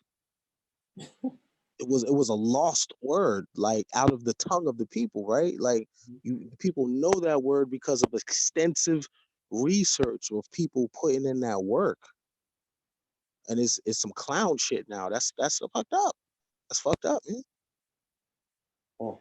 It's fucked up. That's like, wow, you can't say Hotep, like, so the word is just gonna get lost again. Like, you know how niggas earned that word, yo. Facts. That's Dr. Ben's work, yo.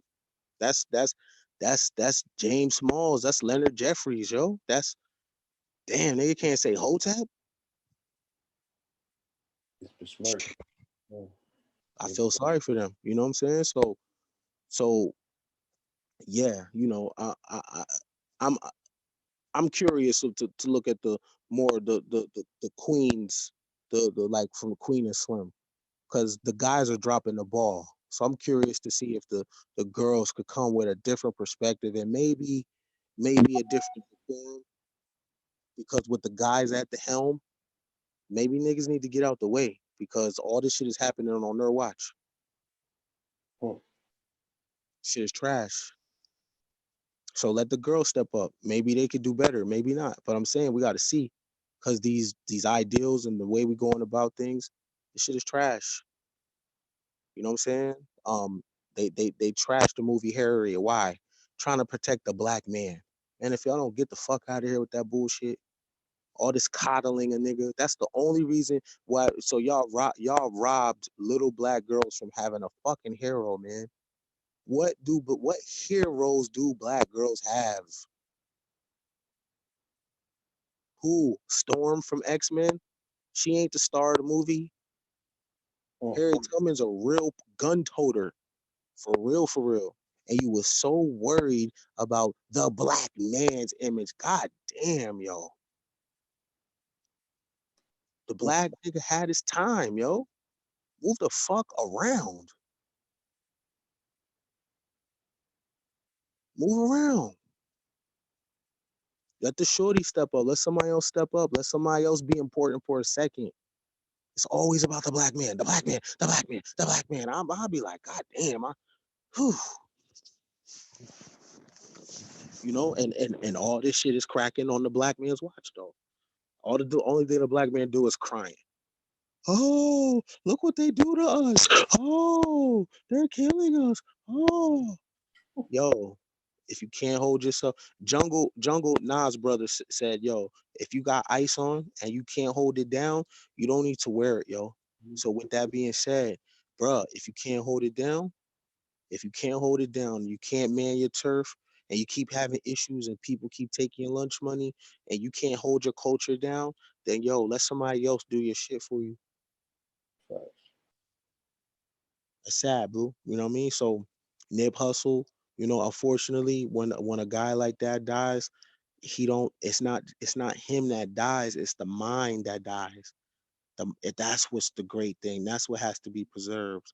It's the mind, yo. It's the mind, fam.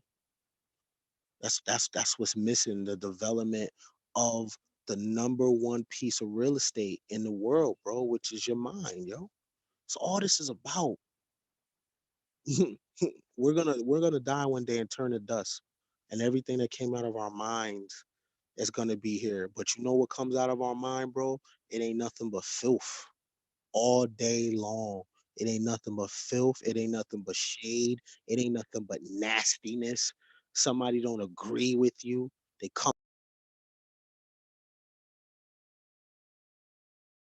Yup. You know what I'm saying? It's a bunch of filth, man. It's sad though. You know what I'm saying? Come back in with it. What you say? Yeah. Now your audio is fading. Not better now. Okay, go ahead. Go ahead. No, go ahead though. Yeah, I was just, just building, you know, I'm just, I, when I have my moments where I care, I just be like, damn, man, fucking sucks, yo. Nah, nah. We can talk. You know what I'm saying? It sucks because, I have my moments where I'm like, damn, like we got it's a great moment in time take it further, to take it further. And all we got to do is have the confidence and the courage and That's right. what you say, That's right. and just believe in ourselves. That's all it is, bro. Believe in ourselves, man. I don't walk out the house thinking some cop gonna smoke me, dog. And I know better to think, oh, they're shooting us every day in the streets. Yo, it's 45 million African Americans, dog. Dumb shit is going to happen. It's going to be people that get shot. It's going to be people that get into a car accident. Life is going to happen based on the law. All probability and the law of numbers. Yeah, It gonna happen, right? going to And happen. Murphy's law, shit gonna happen. It gonna happen, yo. This It shit go gonna shit. happen. How you deal with shit defines who you are as a people.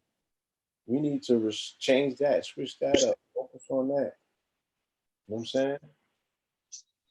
I hear this every day, bro. They're shooting us every day in the streets. Like that shit is an epidemic. You have 45 million people. Now, if you really want to talk about some shit that's And not to take the sting out of it, I'm just saying, God damn though. did you see Hutsi and the Tutsi genocide? 6,447 people died today. How many? 6,000 now is 6,463 because it's going up every second. It's only 1257. Yeah, yeah, granted, it's only 12:57. So this is within the first hour of today. 6,500 people have already died. 54 million people died this year. We got under 30 days left. Many 54? Only 54. But 50. 129 million were born, right? Almost three times the amount that died. So as long as you keep that ratio going, you know what I'm saying? The cycle continues. But when you get more deaths and you get births, then you know that we in that place that they keep talking about that we ain't get to yet. No, we not there, bro. You know what I'm saying? I mean, when you look at You Hutsi like and 3.5 billion away from that. When you see that number drop, then you should start being able. yeah, I mean, again, that's fear tactics to keep you. not being creative, yo, to keep you not reaching out. If you really think, oh my, what this what tells me that the Black American is kind of like not ready for the real world. If you think the shit that happens in America is everything, I mean, of course it's relative, but I'm like, yo, listen, Salvador, Bahia, Brazil, their homicide is 13 to 1500 every year in that small place. Have you looked at Honduras? Have you looked at Mexico City?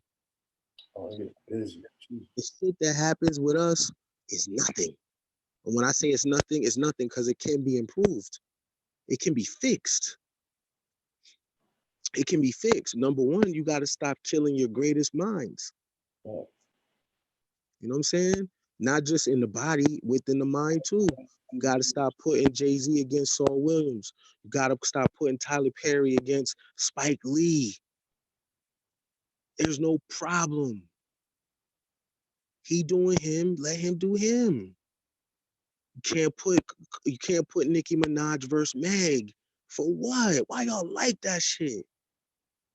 Y'all like battle rap, yo. This is great that you always have two opposing ideals. That's fire. That's great. You need to see Harriet, right? If you open up your movie lexicon, you open up your movie plate, then a slave movie's not gonna bother you. You know why? Because you watch black and white films, you watch indie films. You know what I'm saying? You watch documentaries. If you fill your plate up with mad shit, then one movie is not gonna turn your thing off. What's the problem, yo? What's the problem? Oh, There's no such thing as a slave movie. It's American history you're watching.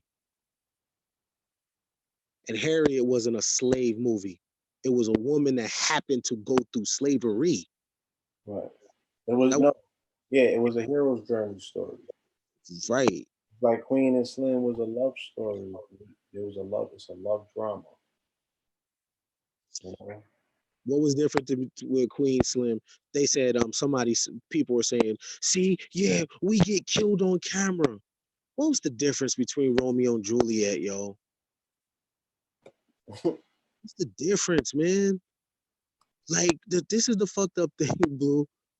Niggas have to have everything perfect. It has to be a perfect movie. Yeah, for niggas and their support. And everything else they like is trash. Everything is trash. But when it's niggas, it got to be oh, look, man, they killed us on camera. Yo, crackers dying movies every day, B. Horrific, horrifically. Yo, how many They ain't how never, many crackers did Jason kill? they ain't never protested. Blue Freddy bodied how many crackers? Mad crackers. How many crackers get ate in Jurassic Park, yo?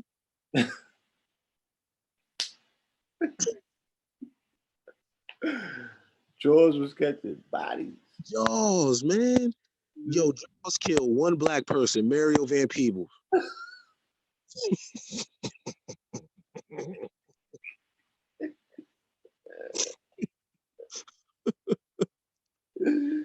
And they say, yo, black people we never lasted in no movie. We got killed in every movie. Lies.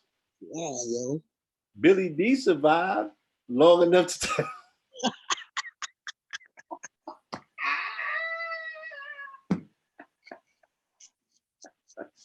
Billy D. Billy D. Yeah, Yo, that's ill, yo. An 82-year-old can like just say one thing. That's the power of the internet, yo. I think his comment got took out of context though. I don't think he was saying what people thought he was saying. Nah, that's not what you think. No, I think that um see, and we yo, Blue, you been in LA. See the thing that Hollywood people make the mistake of, They think everybody is in that space like them. So when you're in Hollywood, you're just around mad open-minded people, yo. You're around people that travel. It's different when you're around artists. Yeah. It just is. And you're around entertainers, Yes, right? And a lot of times when you're poor, it's a lot of group think and it's a lot of you scared of your own shadow. You can only go as far as your education goes. But right. when you're in Hollywood or you're around different peers, it's different. So they say these things out loud to the common person, and the common person doesn't receive that shit well. Because I think if he was saying that he was gay, I think he would just said that word. Why Mhm. say gender fluid? So I'm not speaking for him, but in those things, I would say I would ask for clarity. What do you mean by that? Before I'm not picking no sides. Any side I'm picking is me. I'm in the me business. I'm always gonna pick me. So I'm always what do you mean by that? That's it. What do you mean by that? And if he's gay, he's gay. That means 82 years old. Right. You gotta just let him be. Let him be, dog. Gay, whatever, whatever he was gonna get you, he done get you, and you ran with it, right? A million fucking Colt 45s later, So, you like, know. like, it was all good when he had beer though. Yeah, So is him saying he's gender more detrimental than Colt 45? he was the man for that. So we go back to the terms. That was manly. I seen people comment about, oh man, they're not gonna stop till all the black men are saying that they keep putting black men in dress. Yo, that narrative of them putting a black man in a dress, like how does a nigga get in there? Did he was it like an assembly line and he was like tied up and the dress was just wrapped around him? How do they put a black man in a dress?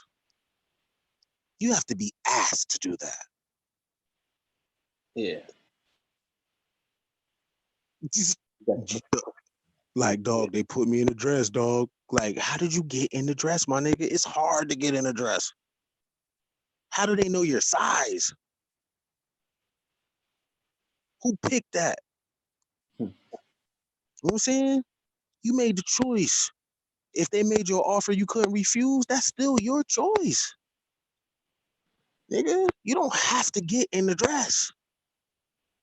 And this is what I'm talking about men. About men.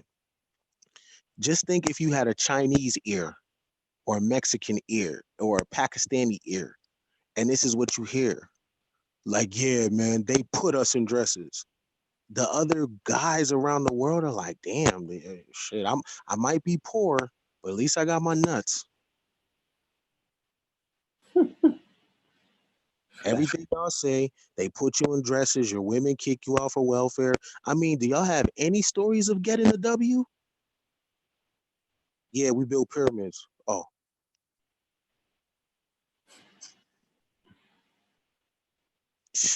that's trash. trash. It's trash, but it don't got to be like that, Blue. It really don't. It really don't. Like with the internet, all y'all work together. You know what I'm saying? Share knowledge and just grit, yo. Like I said, bro. I started the decade off in jail, bro. I need to get to December 31st, my birthday, and shake this shit off. Right, that's Like right. I don't want to shake that shit off of me because I'm fully accountable for how my life turns out. It's nobody's fault if my life turns out the way I don't want it. Then that means I got to check my effort. I got to check my enthusiasm. Have I called everybody back that I said I'm going to call? If I don't have the things that I want and I live in America right now and they print money with no backing, so they could just print the shit. So Byron Allen said it's $20 trillion in circulation. If that is true, and I don't have money if that's what I want, or I don't have land, or I don't have friends, or why? Why? Nobody's keeping that shit from me, dog. Ain't no secrets, my nigga. You and Empress be four born the same day. Look at that.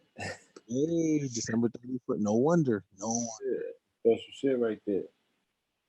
wonder. You know what I'm saying? Like why, bro? Ain't no secret. You could go to Barnes and Noble and get Duncan's Freemason ritual book. You could find out everything cracking off in the blue house. You could find out all the grips, all the passwords. What was what? What? Ain't no secrets. Mm-hmm. Ain't no secrets. I'm a Muslim. You know what I'm saying? Ain't no secrets. You know what I'm saying? So Harriet, I just seen it. Fire. Queen and Slim, I don't need to see it because niggas gave me the rundown already. And at the end of the day, if it's a movie, they die together. Damn, that's love. What's wrong with that? God dies some way. I mean, if nothing else, shit, niggas die for money every day. I guess dying for love is okay, Day, B. right? Why not? Why not? You know what I'm saying? Why not? You know what I'm saying? So yeah, as we run down this new year, Blue, I mean, I I wish you, man, the best, bro. You know what I'm saying? I wish you know, go and get yours. You and your brother and your mom. Y'all go and get yours. You know what I'm saying? Because as much as y'all done, the world doesn't even know you exist. Fact. As much as you done, imagine that. The world don't even know you exist. And I always say it, my nigga, if I call your phone one day and that bitch go doo doo doo, cause you done left the country and you never came back, I ain't even mad. Fact. Not even mad, my nigga. There's nothing here. They lied to us. They lied to us, dog. They said the world don't like us. That's a lie. They said the world is trying to kill us. That's a lie. You know what I'm saying? Niggas bought into the group identity of pain. That's the only thing we share is pain. The only thing we could do is dribble basketballs. That's a lie. That's a lie. You got mind, bro. You got mind, and you still here. You still ticking. 40 something years young. Life just started yesterday, dog. Fact. They lied. They lied. These niggas did lie. These bitches lied. These old heads lied. All them lied. All them lied. That don't believe the black lie. That shit is a lie. That shit is a fucking lie. Nothing but a matrix, dog. And they'll suck your.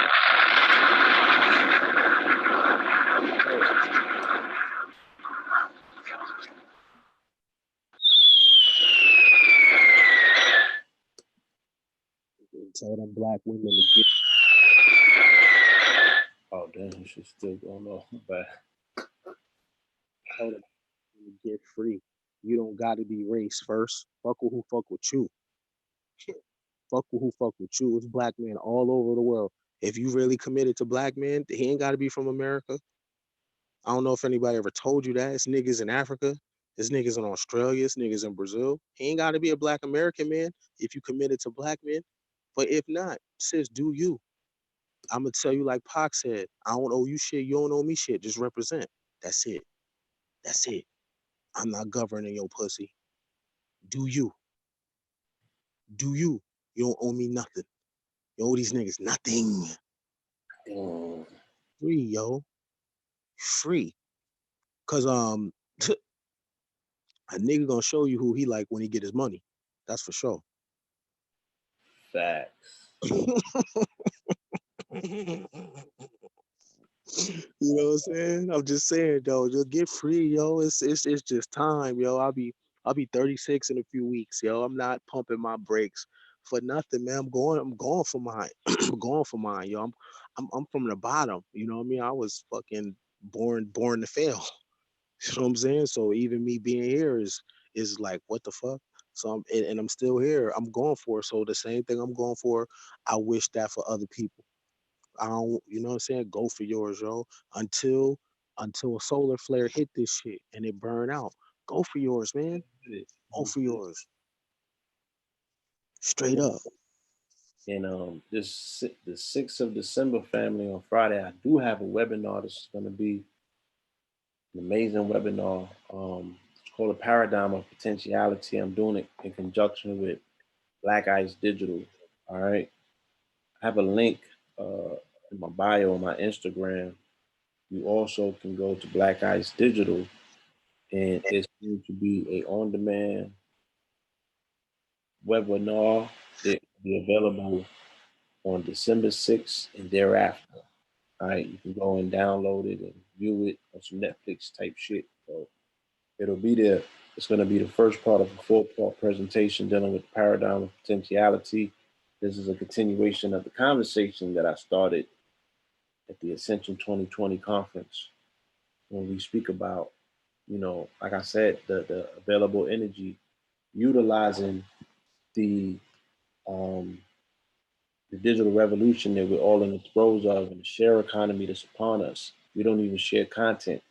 You know, me asking for a thumbs up on a video, that's part of the share economy. Only thing you got to do is share a like. You can't even do that.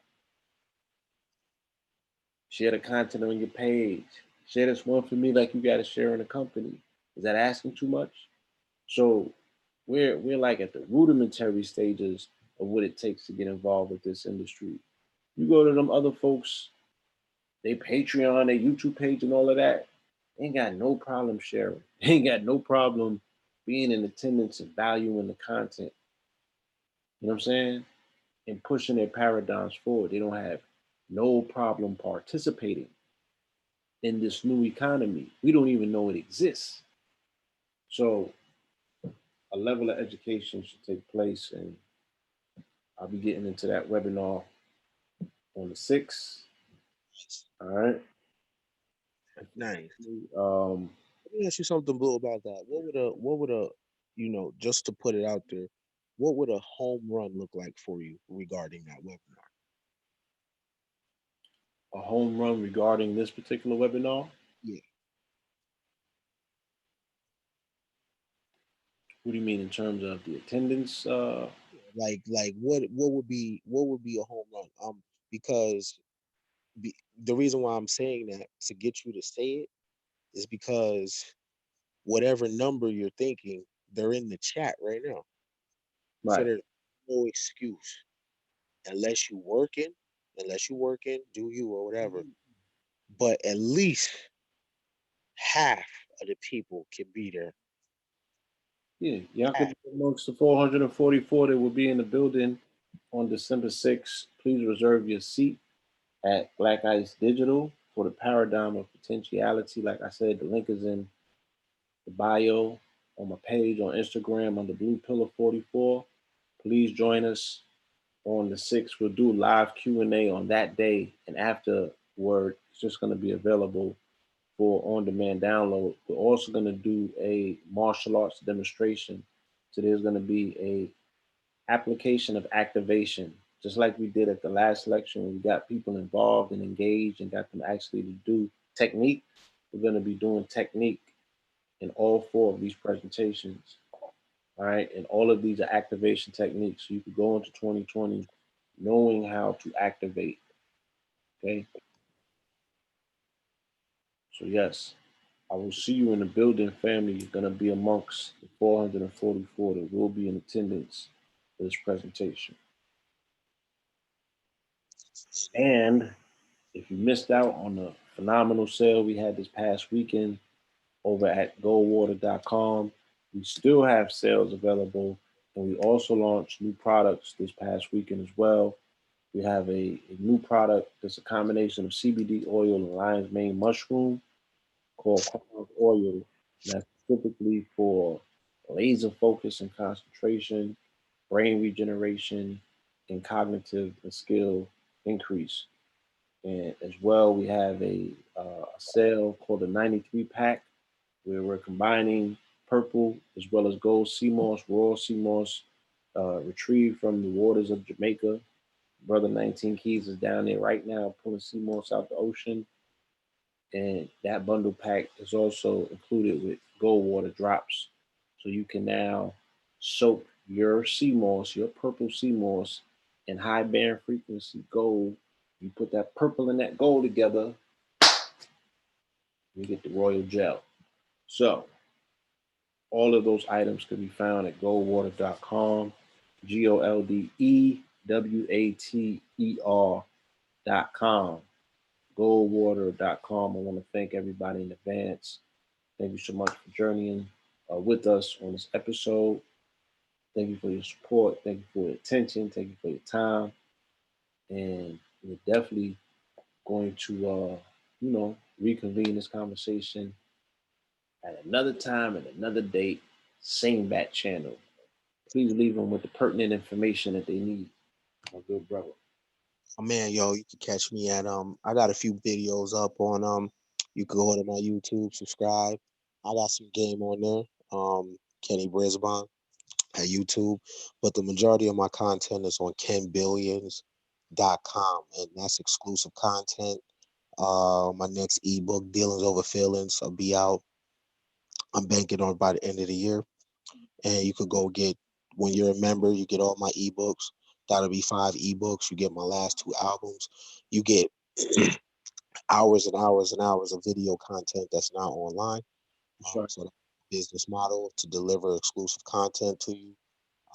So I've been doing that business for almost 90 days. So far, so good. So rock with me on there.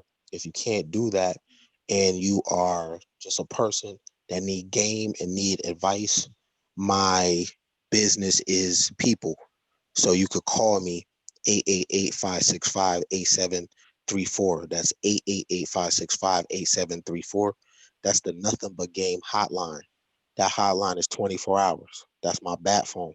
You know what I'm saying? It is a paid line. So my shit is for people with money. You gotta have a job.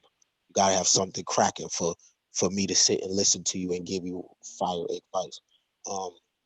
So Blue, I was wondering, did you wanna talk about the venture yet or no? Yeah, I will. We don't have a link available at this particular moment, but for the So if you want to just put it out there, huh? put it out there, just so they know what's coming up. Yeah, I need them to know. You know, um, we initially started what we've been doing here over at Tough Talk always as the precursor to an experience. You know what I'm saying? We wanted to be able to, shift through the sand to find the necessary gems. You know what I'm saying? And at some point, people who think alike or share a mutual vision or a particular insight into a thing, they should be able to come together in the real world at some point. So I missed the opportunity when I came to DC. We should have did something like a Tough Talk get together, what have you. But um, me and the brother Ken will be together in late January, early February, at the beginning of February, out in Arizona at the Tucson Rock and Mineral Gym Show. So we would like to take that opportunity to, bring the family together for those who do want to attend that amazing event. We're offering lodging, we're offering transportation, we're offering free vegan meals that entire weekend, and we'll be a tour guides to the Tucson Mineral Rock and Mineral Show, and we also gonna have some other events lined up during the duration of that weekend or those few days that we're together, rocking out in the desert, showing you in real time how to make solid connections and real relationship with people who have resources, who have wealth, who have fucking, the mineral resources of the planet. They have it within their clutches. And they don't get an opportunity to see people like us. And they damn sure don't get an opportunity to see people, specifically like us. But when we do show up, all kind of doors open up because of the energy and what I'm saying, just what it is that we're coming with, you know. And we would like a select amount of people to share that experience with us. So in the next following shows, we'll have more information, more direct information about how you can get involved and participate, on this upcoming retreat. I'll call it a retreat as well. You know what I'm saying? Right. And by the way, this is the best time to be in Arizona. I lived out there 12 years. It's the best time to be in Arizona. And the reason why the Gem Fest is significant is because it opened your eyes to South America. All the precious gems come from Brazil. And the reason why this is important is A large majority that we can't. I don't want to tell them to say all of them.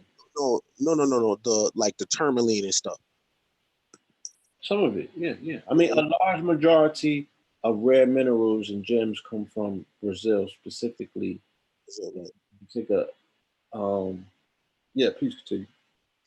So the reason why this is important is because this is one of goal of mine to really connect with South America, and I think the gems is a great way to do it.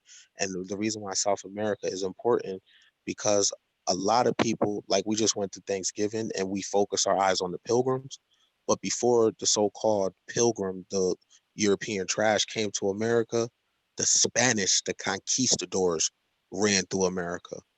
And when the conquistadors ran through America, it set in motion a chain of events while we're here now. And with the fall of the Aztec Empire, fall of the Mayans, fall of the Incas, and De Santo coming through Florida, the Spanish influence in America have cut off our roots to South America.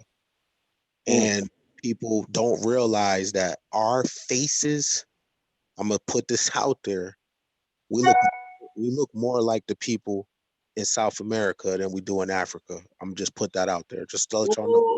What the? So, Come on, let's get some thumbs up in the chat room. Y'all niggas must be fucking crazy. so yeah, so it's a great experience, and you'll get to network with people, people in Brazil. You get to connect with people from India. You get to connect with the Asians from China. Because although the majority of the jewels or the minerals or the gems come from Brazil, the industry, majority of it is controlled by the Asians, the Chinese in particular. They own it. They bought up everything. They have an African village there. You get to connect with the Africans who have the mines, who have the rare minerals.